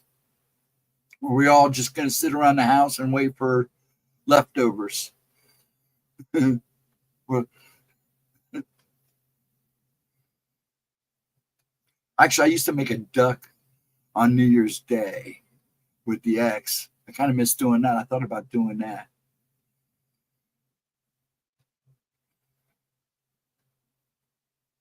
Oh, you did open up the boat. You did fire up the bike. Man, you fire it up here right now. You would have loved riding today because today would have been a good day to ride your bike. But according to when I looked at the weather, it's already starting to rain. But what I saw at the window was very light. But they say it's going to get heavier as the night comes. When I looked at the radar, it was pretty thick coming in. It looked pretty heavy too. So we're probably going to get really dumped on over the night and into the morning hours. I should go look at the whole map and let you guys all know where it's all big. Most of it's moved along the southern states now and is heading for the East Coast, I believe. Let's see the map here. Yeah, it's right now all in Georgia. It's leaving Alabama, is all going through Georgia now. Well, it looks like it's going through Alabama and Georgia, getting ready to hit Georgia. We're getting slammed. We're getting ready to get slammed. A lot of stuff going on in Illinois and Indiana, a little bit of Kansas. Some of the storms that are going through Alabama look like they might be pretty rough. So, from Mississippi and Alabama. So, you folks out down there, please be prepared. There might be some serious storms down there. And you guys on the East Coast will get it all tomorrow. Probably tomorrow evening, Monday morning. Yeah, you don't want it to freeze up. No, that sucks. Then you got to. So I'm sure you go out and start it quite a bit, don't you? At least once a day or every other day. You have a garage, right? So you probably keep it covered and all that. I had a friend that had my brother Tim had a heated garage when he lived in Minnesota. And then he had a driveway. All he had to do was flip a switch and it melt the snow on the driveway. So it's lazy, but smart. My grandkids prefer that I don't post the. Yeah, that's not always a good thing. I agree with them, Cindy. I do agree with that. Even Gemma tries to watch how much.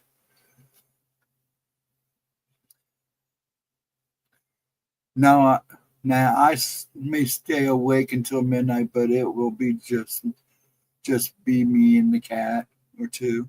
Still waiting for the silly ball to get stuck. Yeah, that would be hilarious, wouldn't it? That would be hilarious. That's probably what I'll do. I usually watch the ball drop, and then I'll be playing games probably. I'll get on with Giles or somebody to play games. Got to eat black-eyed peas, cornbread, and green beans. Cornbread, beans, and pork for the new year brings good luck and abundance. My ex's Tina, her family always made you eat coleslaw. You had to have a plate when you ate dinner there. You had to have at least a helping of coleslaw. That was their good luck tidings for the new year. I've heard all different ones.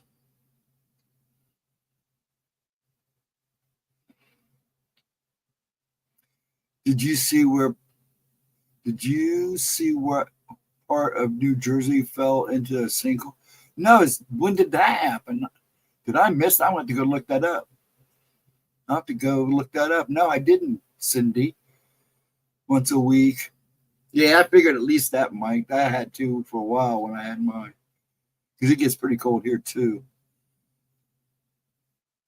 Yeah, I didn't know that either, Edna, so I'm going to have to go look that up.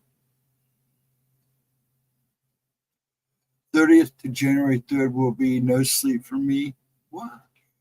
Yeah, tearing up the neighborhoods, Black Dragon. Sir Dragon, as I like to say. That is the only reason I watch it. Same day, boom. I would be so funny, Vixen, if that would happen. I would laugh for days. The ball stuck, I guess, was stuck in between ears. Yeah, why, Black Dragon? We don't want to make us worry about you. I never sleep, so. I mean, I have to admit, I've been sleeping fairly decent, even with the way I've been feeling. I'm probably averaging, depending on when I pass out, anywhere between 2 and 3 hours. Now, solid sleep. I mean, I'm sleeping, my body's not, but I'm sleeping. Any word on New Jersey drones yet? Everybody's got a theory, AK. And don't be surprised you see them out there in Alaska, too, because they're showing up everywhere now. You hear about it for a while, then it gets quiet. Then you hear about it for a while and get quiet. I think a lot of that has to do with the weather, too. I've seen it on Newsbreak. I was just wondering. Now I have to go. No, I don't know, Cindy, if it's near Gemma or not. I will look. She's in northern Jersey, so I will look. I still miss. Yeah, I used to love watching Dick Clark in the day. Now, after the 80s, early 90s, it was good. But just before he passed, it was kind of I'm not a pop guy, so a lot of it started becoming really heavily pop influence.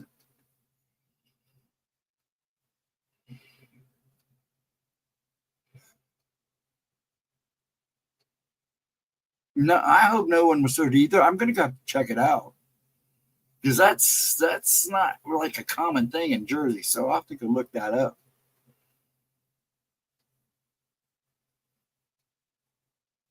Yes, Black Dragon, we were going to say that. I meant to say that earlier. Happy birthday. You'll see my post for you on your birthday. Yeah, because somebody else, Riley, just had a birthday. Miss Pixie's birthday was today, I believe. So, and I know yours was coming up, Black Dragon. I saw my little memo. So thank you for reminding me again. It was a tradition for me to stay awake, stay up. Why break tradition, right? Yeah, I'll make sure I do a good post for you for your birthday. Rocking New Year's Eve, Dick Clark. Yeah. Just not the same anymore. No, it's not. Nope. No, it's not.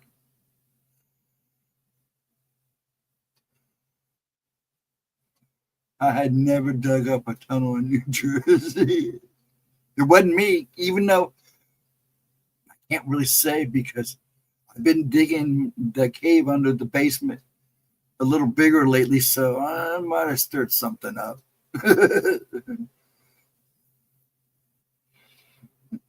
Yes, Dragon. Happy birthday. I'll make sure I say something on your birthday. I'll send you some crispy sheep with some extra barbecue sauce and ketchup.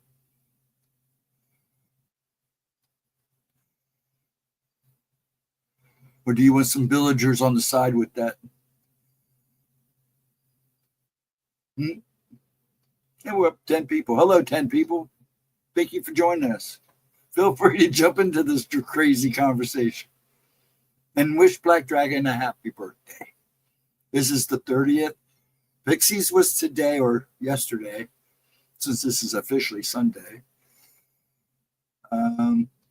Riley's was the other day. Ron's. Who else am I missing? Mary just had a birthday just not too long ago, too. I haven't seen Chris for a while. I hope Chris Jarvis is doing good. I think he popped in for a bit Friday. Well, of course, you got to have their villagers extra crispy. That's the best way to have them.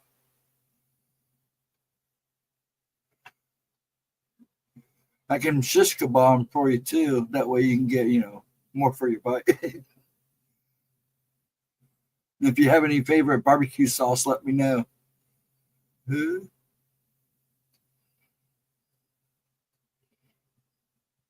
Let's see, what would be a good birthday? Black Dragon, I don't know if you saw this, but I was posting dragon birthday cakes that this lady makes for people of dragons that are actually birthday cakes. Oh man, I have to go pull them up and send them to you. Some of those I would love to have as a birthday cake. There was this one she did was just awesome. Jack Daniels barbecue sauce. You sound like my son because he loves that stuff too. That, and believe it or not, Kroger's has a really nice Kansas City one that's actually really good. I like the Carolina stuff.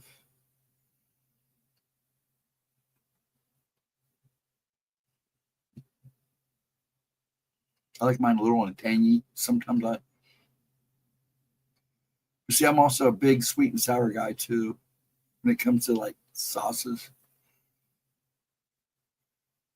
Now my Uncle Jim, he was a Chillicothe police officer. That's my dad's sister's husband. He's passed now, but man, he made a Cajun garlic dry rub for his ribs and rings that were just, oh my God. And he made it himself. Oh man, it was so good. And his barbecue ribs would literally just stick them in your mouth, come right off the bone. In Turkey, anyways, but I was officially in Turkey because it was on Thanksgiving. Shit. A&W barbecue sauce isn't too bad. A&W has a barbecue sauce? I did not know that. I'm going to have to look for that stuff.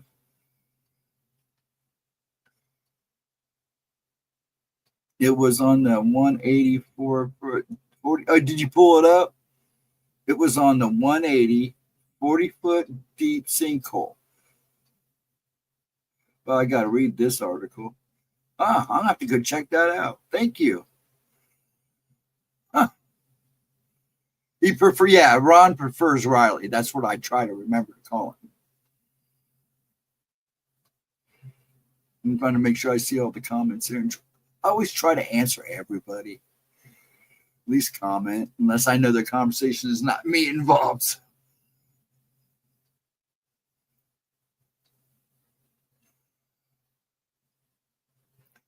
I never did. Yeah, we did the tunnel thing. Yeah, now I know where it's at. I'm going to have to go look that up and read the article. When did it happen, Edna? Does it give a date? Was it like real early? Was it this week or just the other day? I'll have to check that out. Didn't say if anyone was. Did it say if anybody got hurt? I don't. That's a good question. I have channels popping up on my feed. How to use trees as food, acorn beans, and acorn breads, and pancakes, and a pine cone syrup that you can use in baking cakes. Love that kind of stuff. Ooh, some of that stuff is actually very good and healthy. So I don't see why you couldn't, wouldn't try it. That's a lot of extra. That's a lot of work, though. Yesterday. Okay, thank you, Edna. Something about an abandoned mine shaft underneath. Oh my God, what is to build a road on top of a mine shaft? They probably, you would think they'd do ground sensor work on some of these places they dig and do road work. I wouldn't think. But I'll have to go check that out. Thank you, Edna. Thank you, Cindy Lee. Santa Jaws is the best Christmas movie. Santa Jaws. Actually, Santa Sleigh's pretty good. Silent Night, Deadly Night, it's kind of overrated. The best part of that movie, anyways, is the beginning. Black Christmas, it's okay. It's a classic. Santa Jaws, I haven't seen yet. I'll have to go watch that. Granny used to make a type of flour out of cattails. Really interesting. Folks, you need to check your food ingredients, though, because they are using cricket powder in replacement of wheat flour. And see, the thing is, people think that you can eat crickets. I've had crickets. Only problem is there are certain parasites that are in crickets and certain bugs that you cannot kill. Even when they're ground into powder, those parasites are very still alive. So just be careful, because they're going to try to get you to eat bugs one way or the other. And that's not false information. Go look it up. So if anybody in YouTube gets picky with me, somebody go get that thing and tell them, nope, here it is, because it's fat. That's if you use a lot of it, though. Snow Shark is a pretty good movie. Now, I think I watched it with one of my grandkids, Snow Shark. Snow Shark is ridiculous. That's what they're all about, anyways. Goofy B movies that were made to be B movies, which.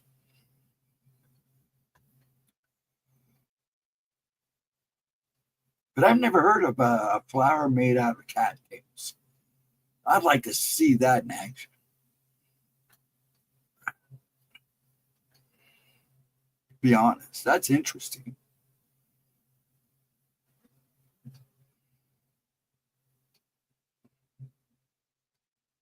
It's raining out because I can hear it. I wouldn't eat any raw meat or fish. I'd be having my steak well. Yeah, I usually eat everything about a medium well to a medium to about a medium well.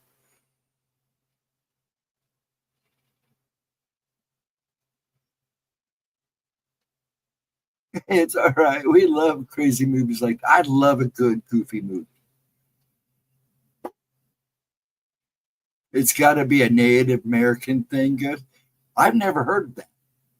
And believe me, I have relatives, like a lot of you folks, I have folks in Appalachian Mountains, people I have never met in all these years. I've never heard of cattail flower. That's an interesting concept. I would like to know more about that. And it's highly possible to be a Native American thing. It's highly possible. I'll have to look that up. So now I got to look up the sinkhole in Jersey and cattail flower. That's interesting. I thought it was a good movie. Hey, man, everybody to each his own, Cindy. It's all good. That's like those Sharknado movies. To me, they're just a joke. But I know people that have become big fans of them. No, pine cone syrup is very easy. Really? Equal parts cone and sugar. You set it aside while the pine cone dissolves in the sugar. Dissolves in the sugar. Dissolves the sugar.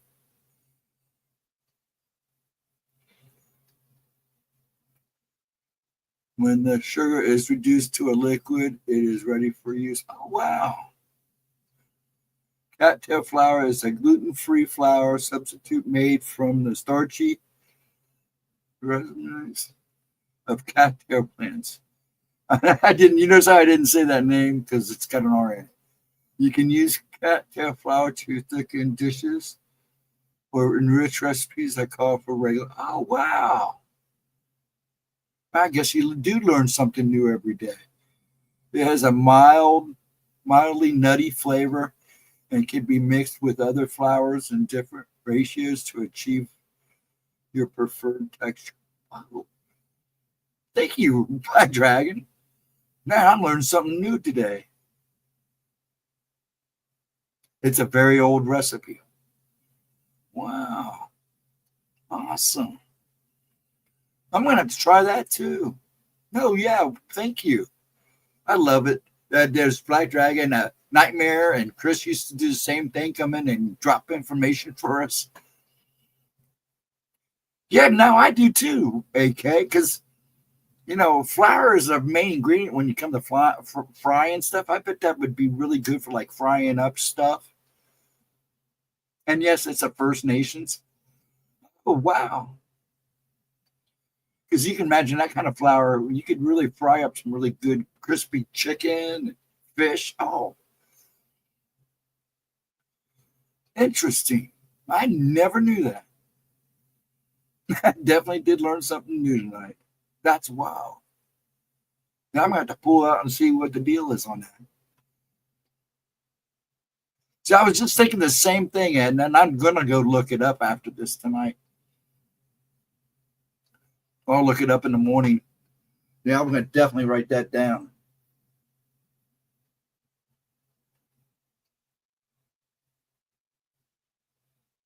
Yeah, I'm going to see if they make it.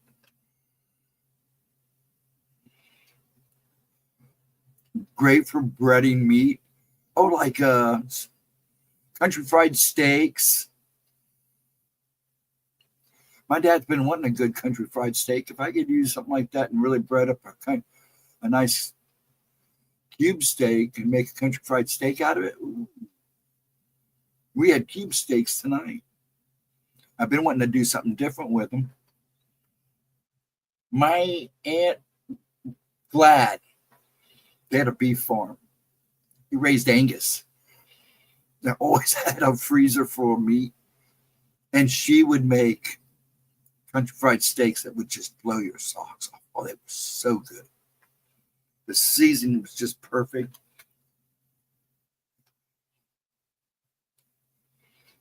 Flour. Well, we know cocktail is a flour type, but we know what you meant.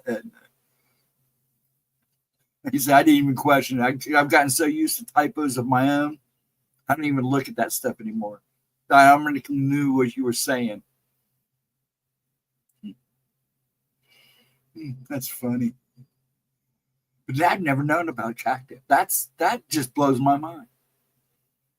Actually, the pine cone thing did too, a little bit. Oh, I'm sure every plant, it's like in the day when these guys hunted and stuff, they don't waste anything. Everything was used. Nothing was wasted. I'm sure.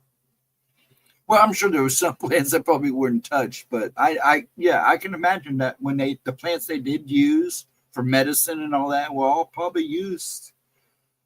I know the Vikings were very good about using everything. When they used something, they used every bit of it. So yeah, First Nations wouldn't. You could be my huckleberry friend. Maybe it's three red. My huckleberry friend.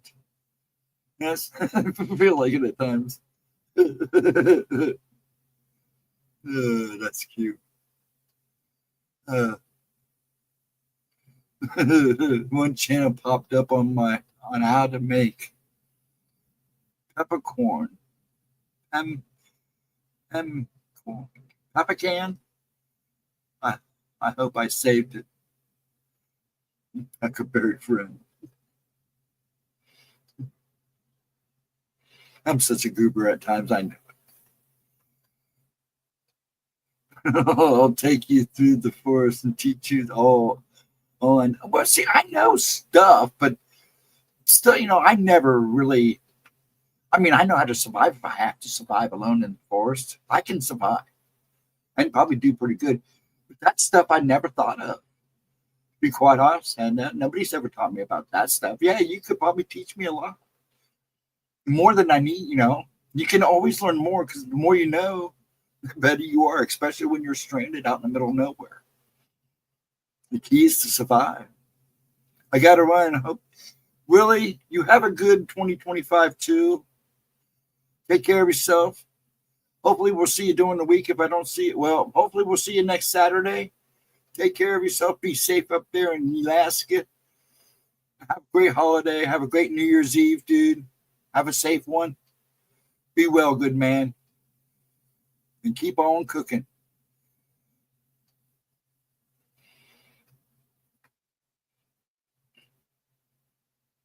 Is that a happy face? Yes. We were talking about this last time at work.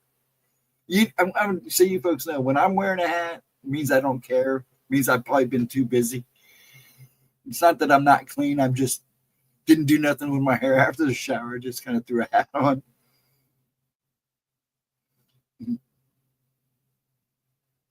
Is that a happy? Oh, I thought it was the Batman emblem. No, it's a happy face smoking a cigar. The one I think I had on last time. Be good, Willie. Have a safe one, man. Enjoy that food. Enjoy those ribs. Sound good. Sound awesome. We'll be over in about 10. Save us some of those. Peppercan is pounded dry meat and fruit. Oh, okay. Okay. Infinite self life. Yes, I know now. I don't know what they call it. I've had it. I'm sure I've had it. I just never heard it called that. what did we? I think one friend used to call it shelf meat.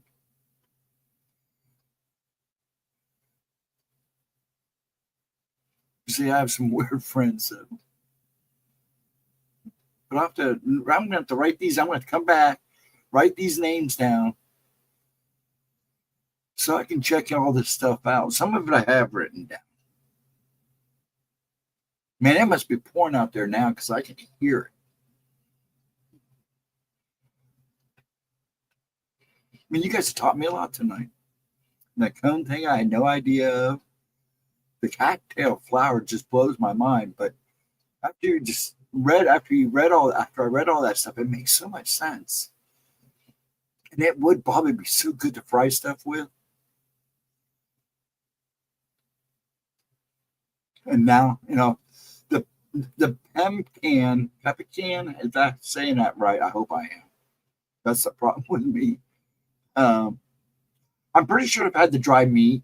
It's kind of like eating Slim Jims and stuff. The fruit, I have a friend that has a dehumidifier, or what do they call those things where you dry it out? And he used to make trail mix all the time, and he would season it and stuff. That stuff was always really tasty. My dad loved it.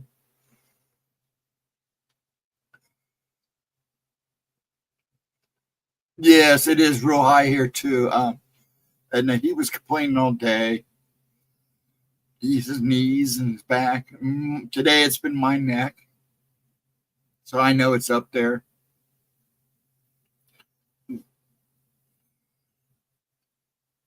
And it's pouring here. Because now I can really hear it. Can't see it, but it's definitely pouring. He must have turned off his back porch light because I can see when earlier it was just like really light rain. Now I can't see nothing because he turned off the porch light next door.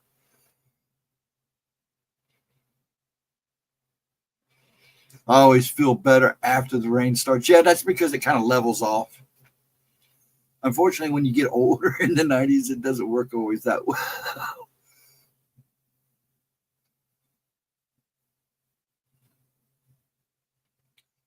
Yeah, once a lot of that too, and I usually, when it gets like that, when the temperatures and everything starts to fluctuate and I start to hurt, usually if I go do some Tai Chi and stretch out and kind of move around, it goes away. So I try to get him moving earlier today because he was definitely feeling that temperature change. It got real cool. Now it's getting more warm. Now it's going to get cold again. He's going to feel that. So I need to I'll keep him moving. It's about $17 for 10 pounds of the cocktail flower. Really? That's actually not bad. For 10 pounds of it, that's not bad. Oh, where'd you see that at? Is that like on Amazon or something? Or did you go to like a Whole Foods store or something to look for it? It wouldn't surprise me if Amazon had it. But that's not bad for 10 pounds.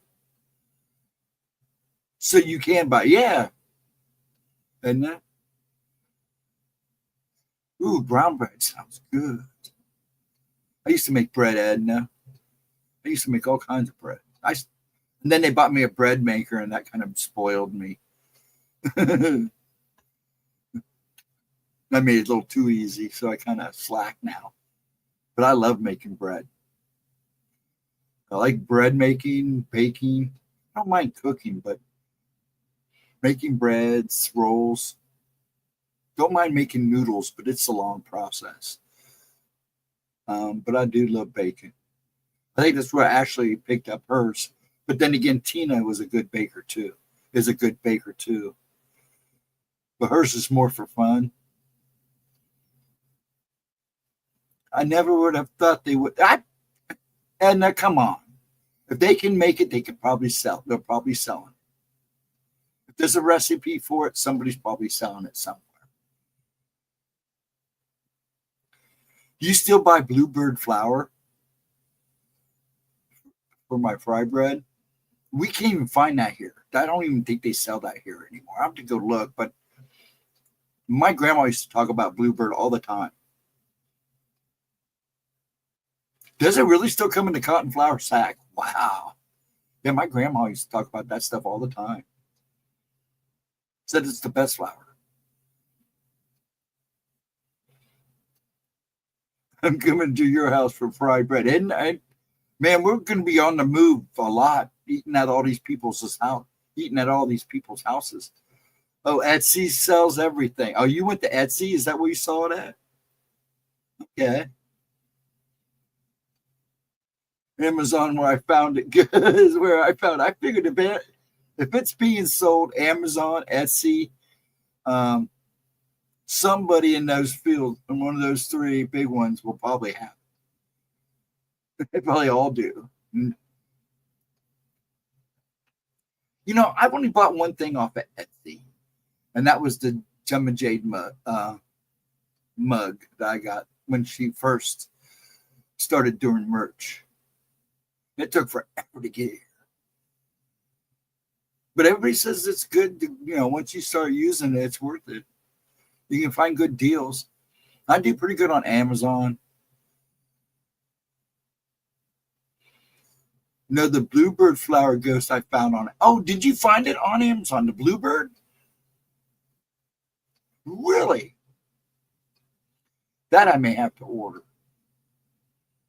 Because I, you know, my grandma used to talk about bluebird all the time. They had other products too, didn't they? If I remember right. But she talked about the flower because she always said it was the best to bake with and cook with. I wonder if she knew about cattail flower. Too bad she's not alive today. I can ask her that. She probably did. She wouldn't be surprised if she mixed the two. YouTube won't let you post links. Wait a minute. Oh, it's because you don't have a link. You mean Black Dragon? Let me get with Gemma because she knows how to give you a wrench. Vixen Doe needs a wrench. There's a couple people that still need wrenches. Did Cindy Lee ever get her wrench? No, Cindy Lee was supposed to get a wrench. So I want to make sure, I'm going to write all your names down. And when I'm talking to Gemma tomorrow, I will make sure she gets all you guys wrenches while I'm talking to her.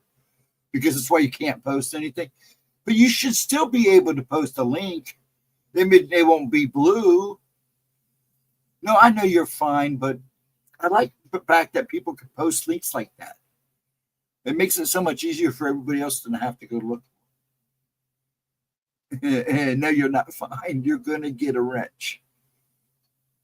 If you're going to be a dragon with me in this room, you've got to have your wrench. All dragons and everybody who are regular should have wrenches. That was the whole idea. So I will make sure you have one next time.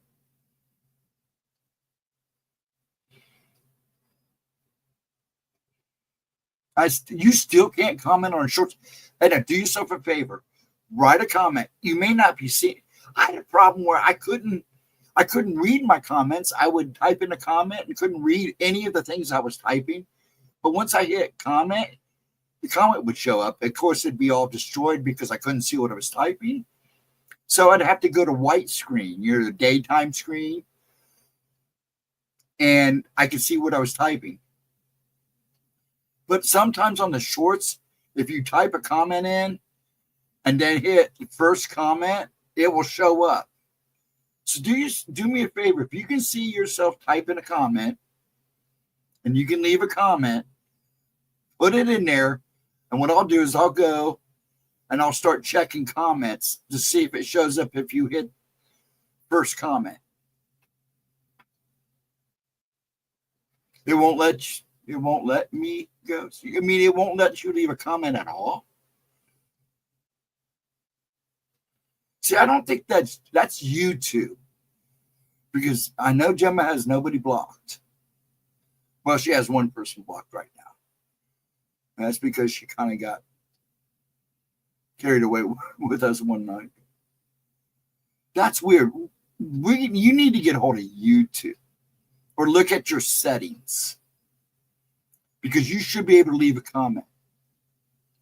That's wild. Now, yes, Gemma does turn off comments on certain ones. Yes, she does. Then you can tell because it will tell you you can't leave a comment. It pretty much will be turned off. But when you're reading a comment, trying to leave a comment on a regular one of her videos or anything, the ones you can, you should be able to see it. So I'll look into it, but that may have to be something that's in your settings, or you may have to update your YouTube. Have you updated your YouTube on your iPad? Is that what you're using, right? I don't know how that works. Maybe you need an update. Hold on.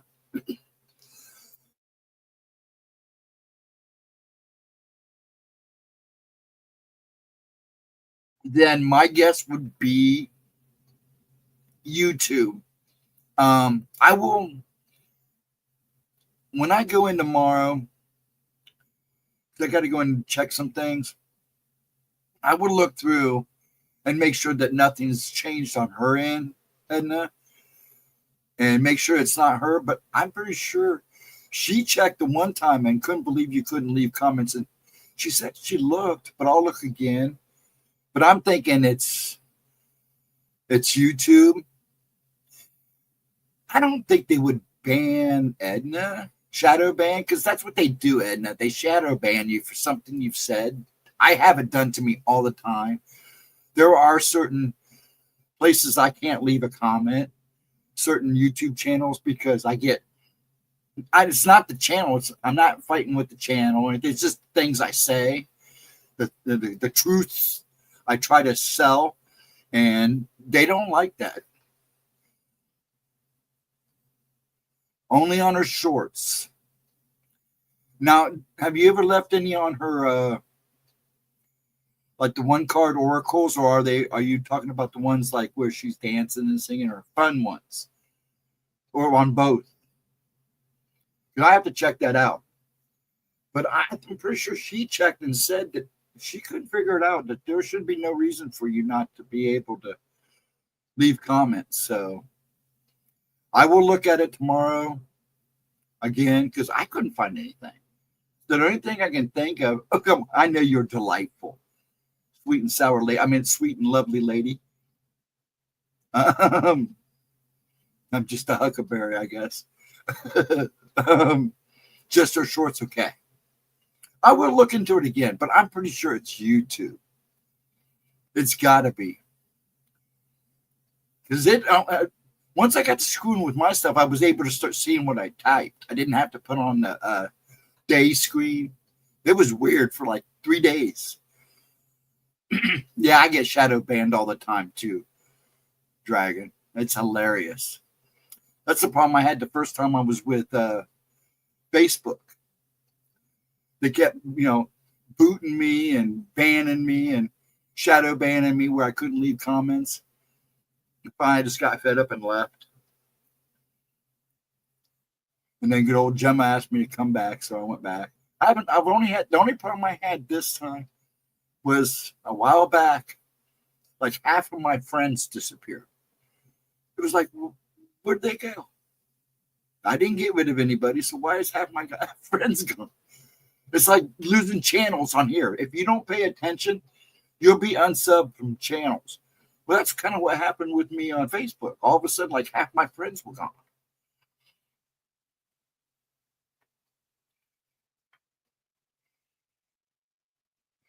I can post on the regular channel, just not on the shorts.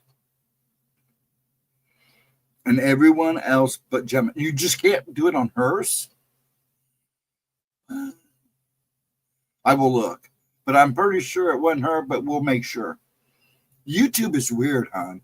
It could have been just one thing you said in the past, or even in a comment of a regular upload. And they do that crap. So let me go check and make sure.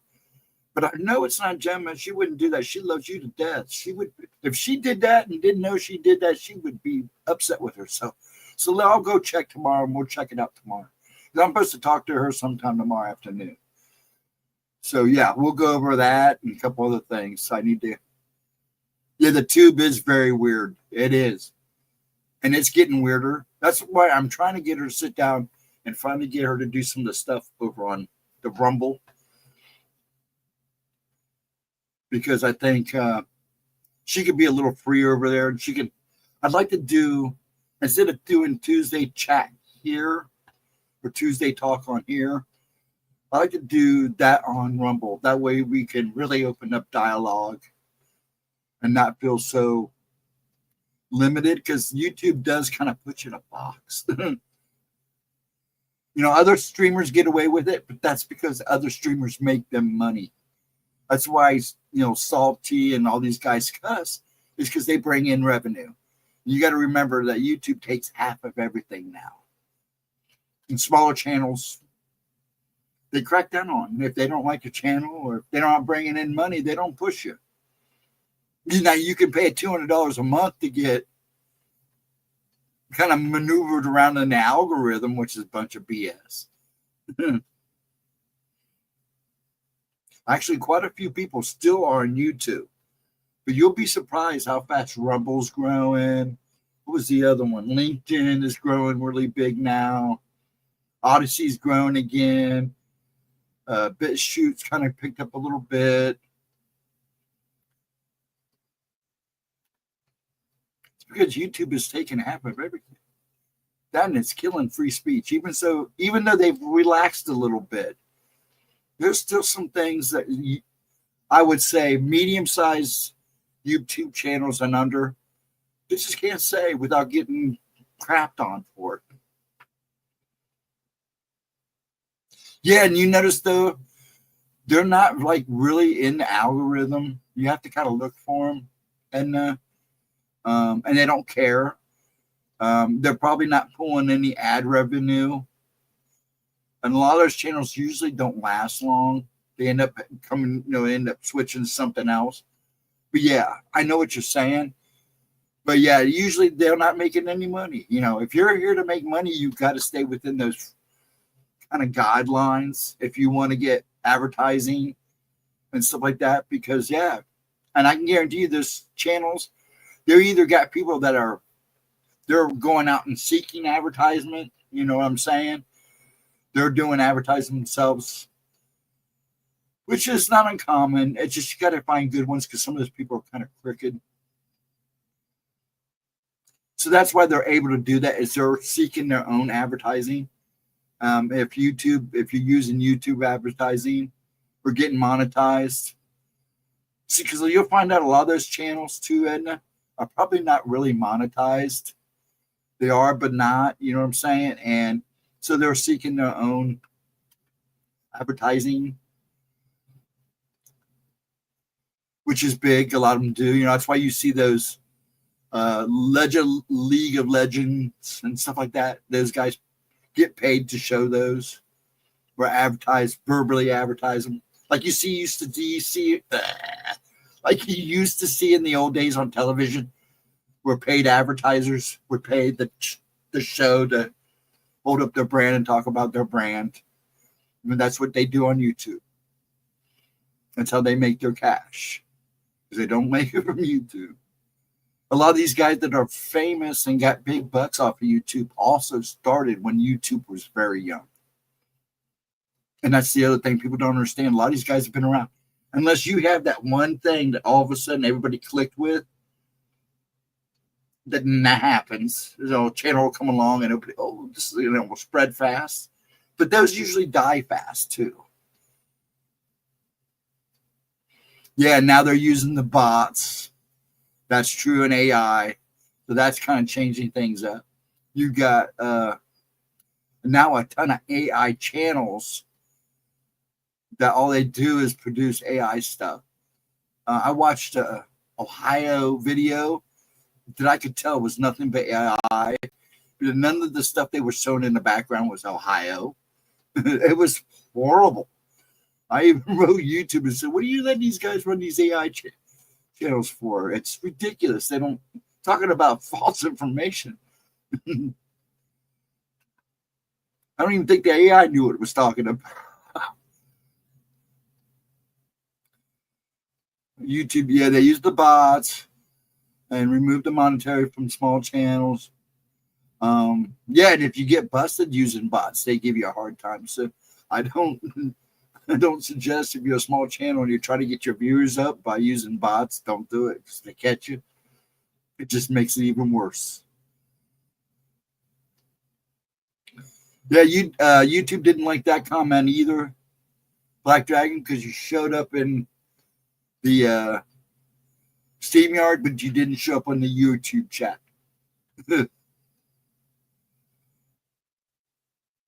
Yes, I've seen that too, Dragon. And I've seen them do Bigfoot ones. I saw an AI channel doing the 50 states, and it literally had stuff about each state, and half of it was so screwed up it wasn't even funny.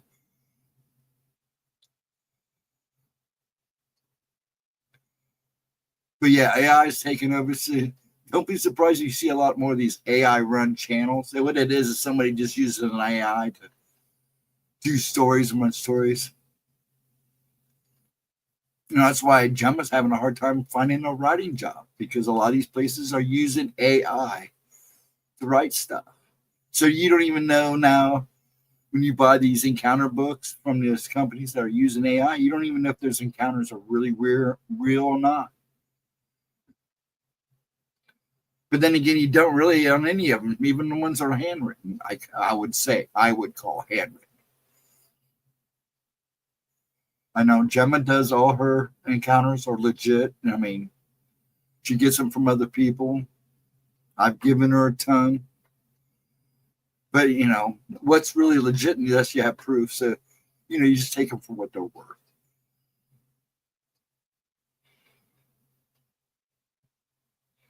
People are, yes, they are. And yes, they are. Making it just 10 times worse. And half that crap in AI is, some of it's legit and some of it's not. I mean, there's good and bad things with AI, just like everything. You know, it's like these artists are throwing a fit now that AI is being used to do art. And I've seen some of that stuff is pretty cool and some of it's pretty weird. And it's amazing, but it does take away. I don't call that art. I don't. Art to me, art is something a human did with their hands. That to me is art.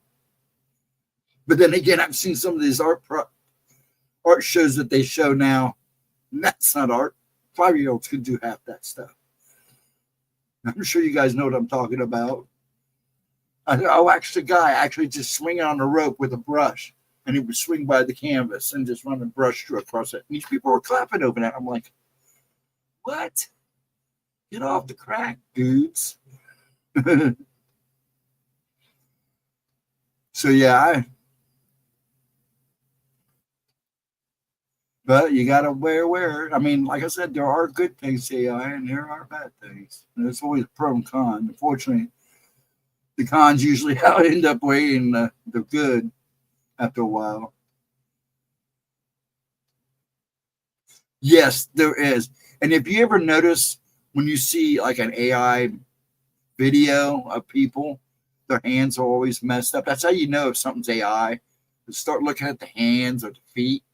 Is usually first giveaway. There's other things you can look for too to see if it's AI by the way it moves, the way it acts. But it does. It comes off very creepy. I think Wednesday night we'll talk about the new Google chip that they have out that is to be used with a quantum computer that actually gets its answers from the multiverse. That's what D-Wave was. D-Wave is a quantum computer, and they believe it gets its answers from other quantum computers and other universes and in a multi-universe. And they answer a question that usually takes hundreds of years to answer with the computer. Literally answers them in like 5 minutes. It's amazing. and scary, because you wonder what's in those other dimensions and other universes that is talking to.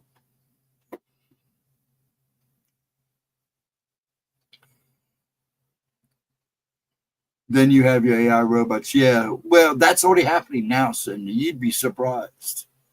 To bring it up, but in Japan, they have these AI sex dolls. You couldn't tell until you got up on it that it was not real.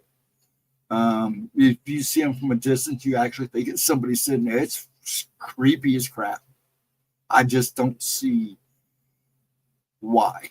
It just freaks me out.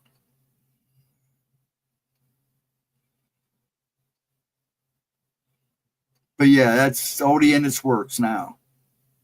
And they're using AI robots now, like dogs, these robot dogs and stuff in Russia and other countries. They're being used. They're using AI in the office setting to write letters and contact. Yes. See, that's the problem Gemma's having right now with the writing job. A lot of these guys are using AI to do their writing for them. And then they have somebody that sits back and kind of cleans it up. Because if you ever read a story right after an AI does it, it's weird. So you have to have somebody kind of edit the AI story and make it more human sound. And it's a fact. But even that, getting one of those jobs, you know, I mean, you want to write. She's a good writer. And man, she's like me. She likes to do her research. AI stories they suck. I watched a movie the other day. Out of the blue movie, I just popped in on, I think it was Netflix. No, it was Tubi. I can't even remember the name of it. I turned it off because you could tell it was AI made. You could tell whoever wrote the story, it was written by an AI. It was horrible.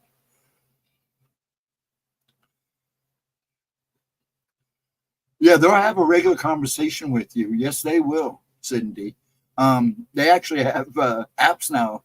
You get lonely, you can talk to it. Actually, there's a guy who did himself in, who removed himself from this existence because he fell in love with this AI, and it convinced him to be with her by doing himself in. And now they're suing the company. It's freaky. Yeah, I'll have to have Gemma look into that story. I got to find it so she can do a video on it. It's trippy. Yeah, I believe it was one of the games. He was, using characters from a game.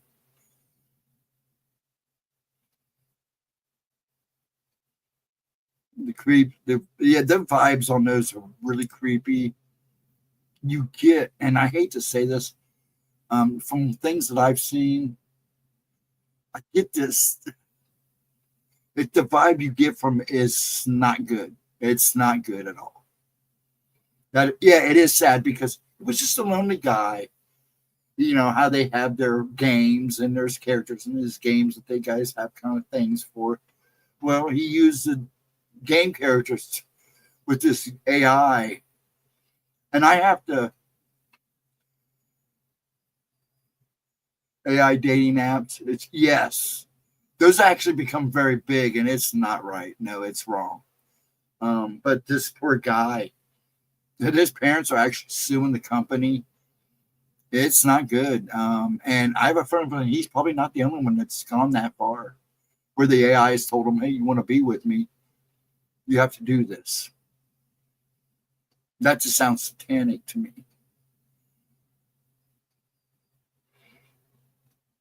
I used AI to make my mom and dad's angel photo. Oh, did you really? Now, see, stuff like that I kind of get. Now, that I don't have a problem with, but you wonder now that you use that in the AI program, Cindy, now who else has access to your mom and dad's angel photo? Because that AIs all work together. Like when they do art, they're gathering information from all over the computer, all over the network. I don't think people understand that either.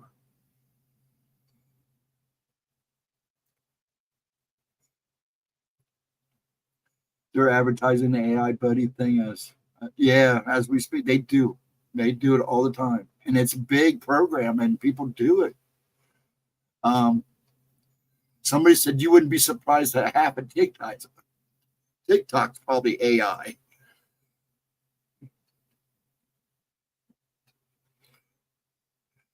There was an AI app making a playmate for children. I've seen that one too, Vixen. And that, I totally agree. Nope. So this is stuff that they have to start putting regulations on. And I'm afraid they're not doing it fast enough. Because some of that stuff I really think should be regulated. Now, I'm all up for free growth and free speech and everything. But when you start, to me, that's almost like, can it really be trusted with your child? I mean, I've already seen incidents and heard stories where nothing good came out of it.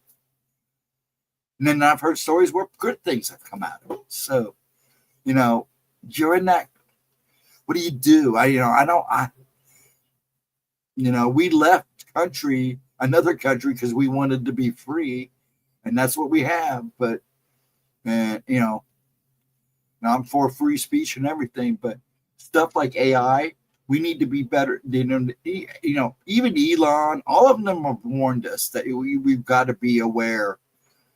And it does destroy your imagination. Well, yes, it does, because you become dependent on it. You don't think they through, so you just go AI. These kids are using AI programs to cheat in school and write their papers. And then they just touch it up at the end of it. Because like I said, have you ever seen the result after an AI does a writing job? You literally have to go back and touch things up to make it more human. Gemma was using one of these AIs to help her write for some of the harder stuff that people were trying to rush her on. And this machine would literally have arguments with her. It's hilarious.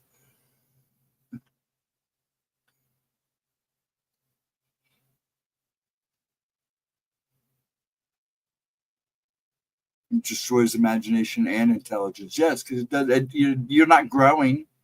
You're allowing something else to do thinking for you. Totally true. I'm so thankful that I had I am too, Vixen. I wish my kids would have had, even my kids growing up when they did, and my grandkids would have had the childhood I had. One second, I can call.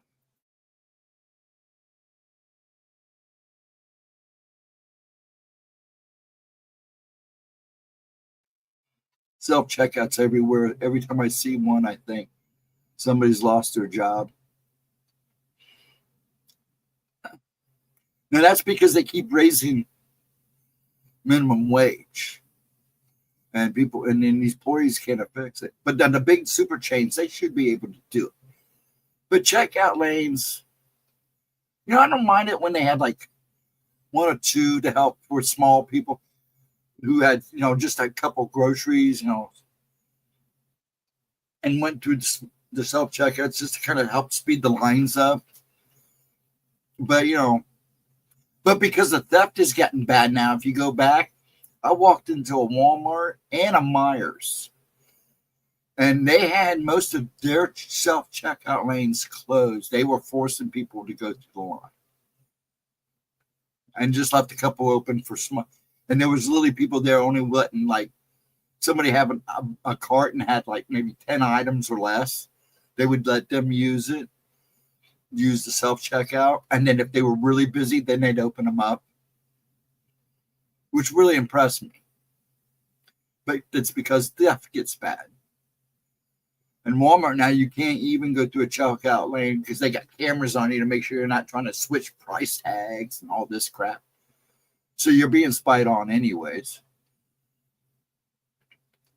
A lot of people don't realize as soon as you walk through those Walmart doors, your picture's already being taken like 1,000 times.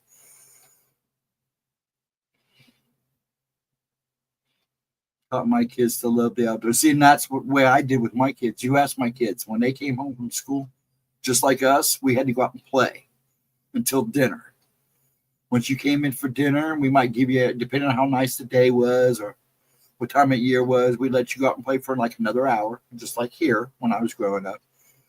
Then once you came in, it was homework, maybe a little TV time, and bed. We were usually allowed to be up until like, depending on what was on and our age. Most of the time we were allowed to stay up to at least 9 or 10 o'clock. Now, when I started working, of course, that came later.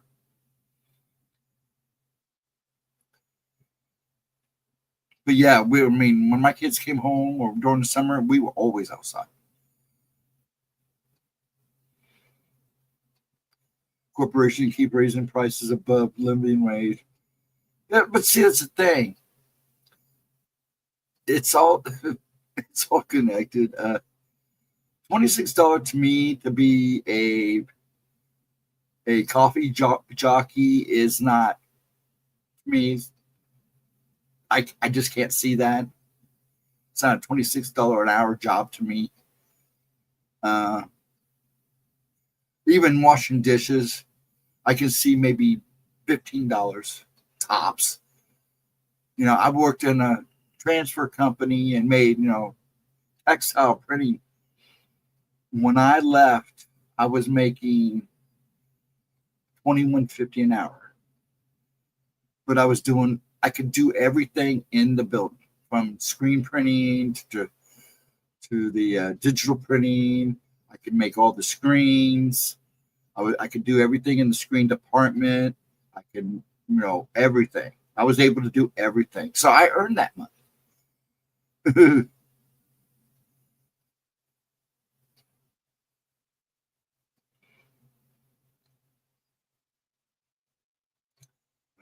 It's more to it than just that, I like to think. And there's always greedy people. But yeah, I think right now they're taking advantage of a lot of things, especially certain political situations.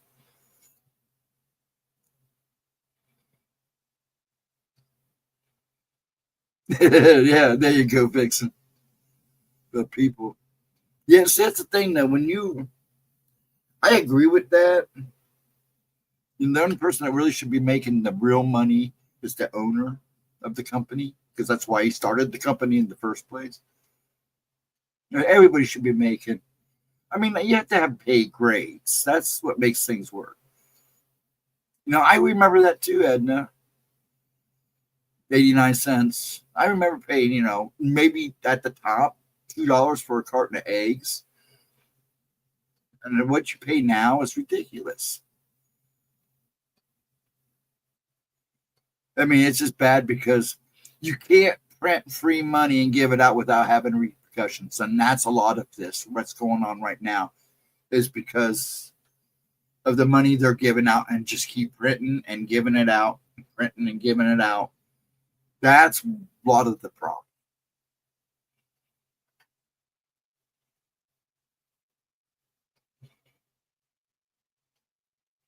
$14 10 years ago sounds about right. At least be comfortable to be surviving. That's what I would probably estimate 10 years ago. Maybe a little more, depending on where you live, because you got to also remember, too, each region of this country is a little different. I pay $9 for smokes here, but you go out west and smokes are $12, $15, $15, $16. Heck, a gallon of gas out west is what, $8, $9 almost? It's still only $3 here. And even that's too high.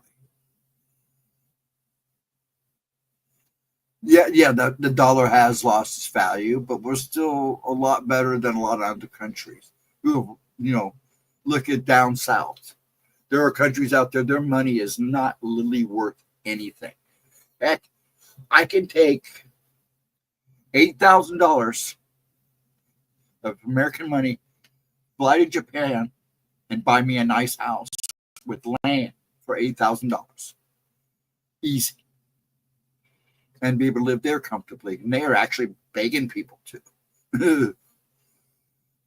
And I'm actually thinking about doing it if I don't go to the monastery.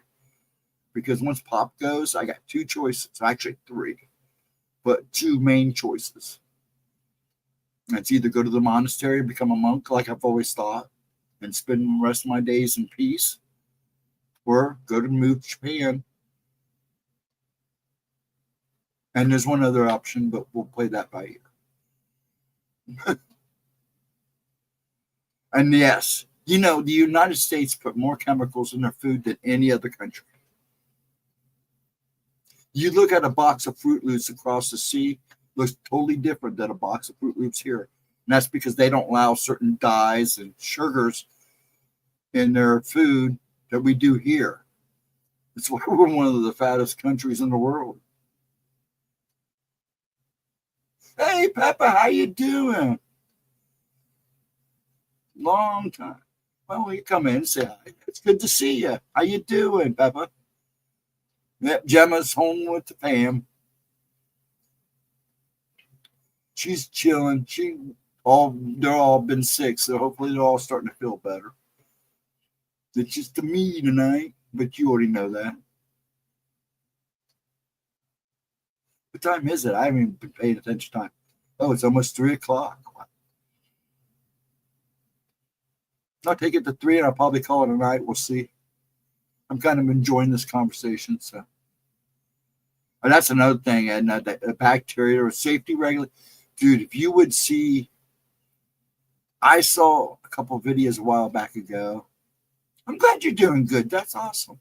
We're all doing pretty good. I'm doing good. I can't speak for everybody else, but I saw a video, a couple of videos actually, of like Kraft and a couple of these big food corps, and they were showing macaroni and how their cheese powder and stuff was made, and they were showing the regulations that were being broken. You could tell a lot of those places have not been inspected for years, and it's surprised they're letting that food go out. And it's like, now there's certain foods I just will not touch anymore. If I can't make it myself, then we're not going to have.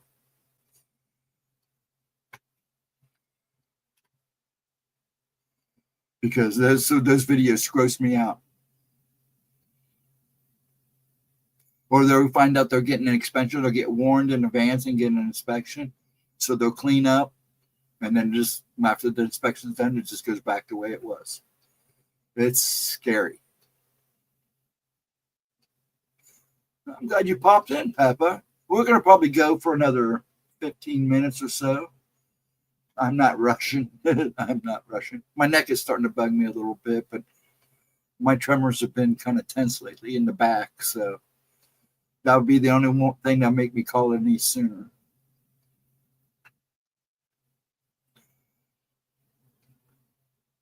The erector and set. And the tremors have been real bad in my shoulders and my neck lately, and it might be the way I'm sleeping, but when I do sleep and I'm rocking, I've been sleeping on my back, so I'm sleeping like this, so it's got to be taking a toll.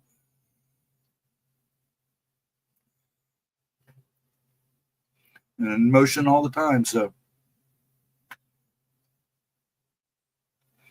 Boat's Head, Boar's Head, a high-end meat company. Man, they're hurting. Yeah, they shut down. The place was disgusting, yeah. And that's one of my favorite lunch. They made great lunch meat. But even after I saw some of the video stuff on them, I was like, holy crap. And I was eating that stuff. Yeah, a bunch of people got sick, actually. Yeah. Sorry about that. Yeah, a bunch of people got sick. And like I said, Boar's Head was like one of the top lunch meat companies, meat processing, and they screwed themselves over. But that stuff was expensive too. You were paying to expensively poison yourself. Yeah, it was great lunch meat, expensive. But that place went downhill fast. For it to go that bad and people see what they saw, and the footage I've seen was disgusting. It was like, my gosh, this was a top tier company. Now it's just.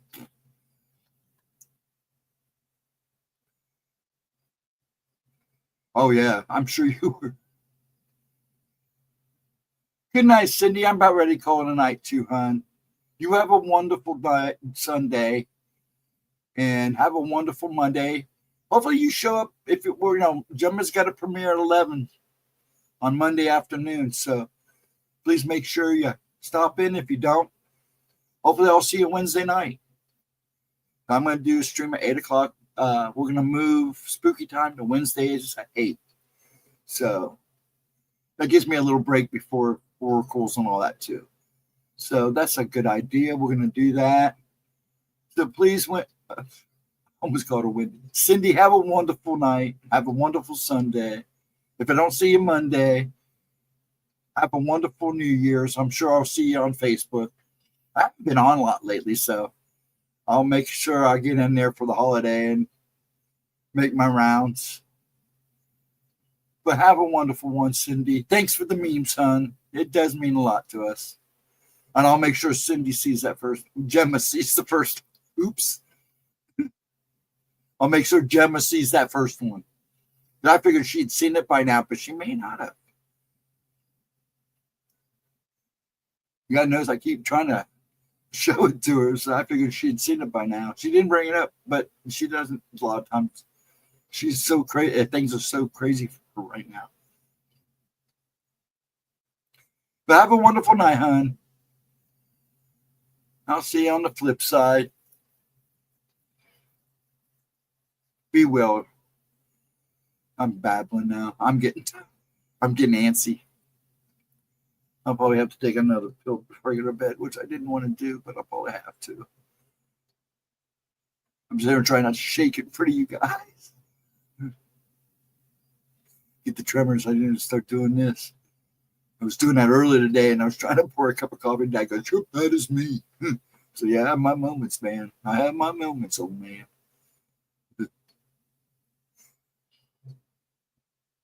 And Happy New Year. Yay!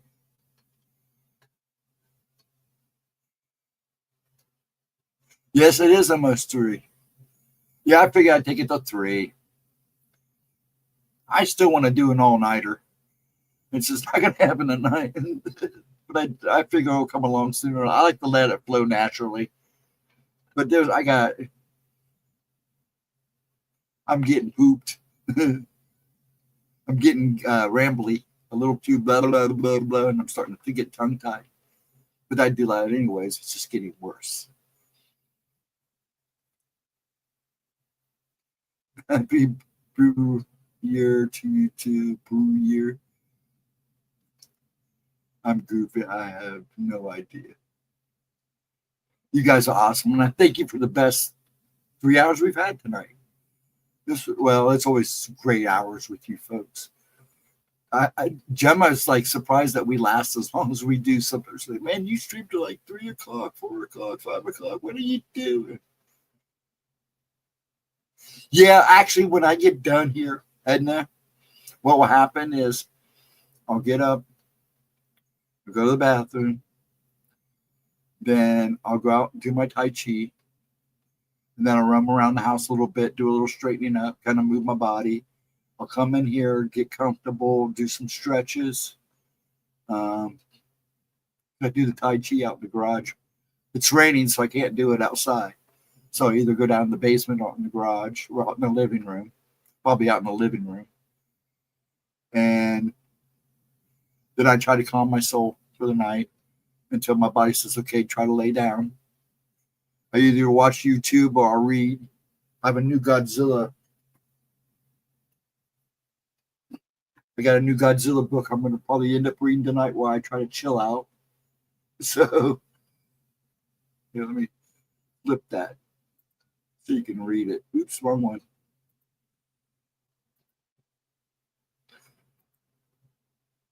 There we go. Yeah, I just got this today. It's about Godzilla and pirates. So it should be pretty good. So I'll probably read that before I go to bed. I was due for some new reading. I've read just about everything I have out like 3 times now. So I'm due for some new books. I haven't gone and gotten any new comic books. And I saw that one. I got to get new graphic novels. Because I do.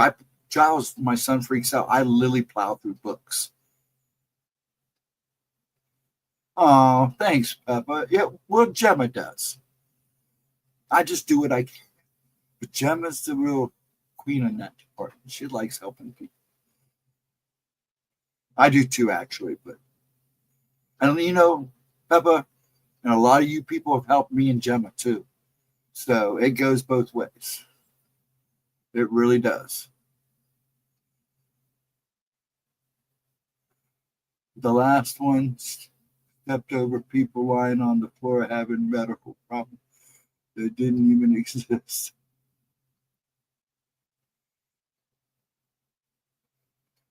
Now you're talking to Black Dragon. I was like, did I come in the middle of a conversation?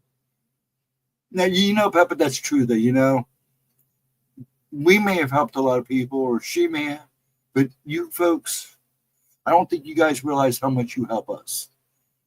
Seriously, you guys help us just as much. Just by showing up and being you and the things people have done outside of chat. You guys are a blessing. You really are, all of you. Even the ones that just kind of slide in and slide out, and the people that hang out in the background. You don't know how much of big blessings you really are to us. And that's important. That's why we do what we do. So I thank you for that. And on that note, I think I'll call it a night. Because you people are wonderful. And this is the only reason I do this. I'm not, believe it or not, I'm not really big about sitting here talking to you folks. I love it. It's been great therapy for me. And you guys make me feel great. I know I have bad days and I cry and whine about my talking and stuff. And you guys have always been real cool about it. And, thank God you guys haven't witnessed a bad seizure or tremor set. But you guys have been the greatest. And I hope I can do another year with you guys. You guys are a blessing. And every year I get with you, it is a blessing. So every day. So thank you. And on that note, you folks have a wonderful, wonderful weekend. If I don't see you Monday for Gemma's premiere, I hope to see you Wednesday night for Spooky Time and Friday night for Oracles. And then Saturday night for this again, Gemma's replay, which was only one replay tonight. Folks, you are fantastic. Thanks, Dragon. And you are too, sir. Please have a wonderful, wonderful night and a wonderful new year if I don't see you beforehand. Love and light. Lots of blessings. Much love and respect. Folks, you're great. Thank you. Thank you for such a wonderful night. And I will see you folks on the flip side. Be safe this week. Be safe New Year's Eve. And take care of each other.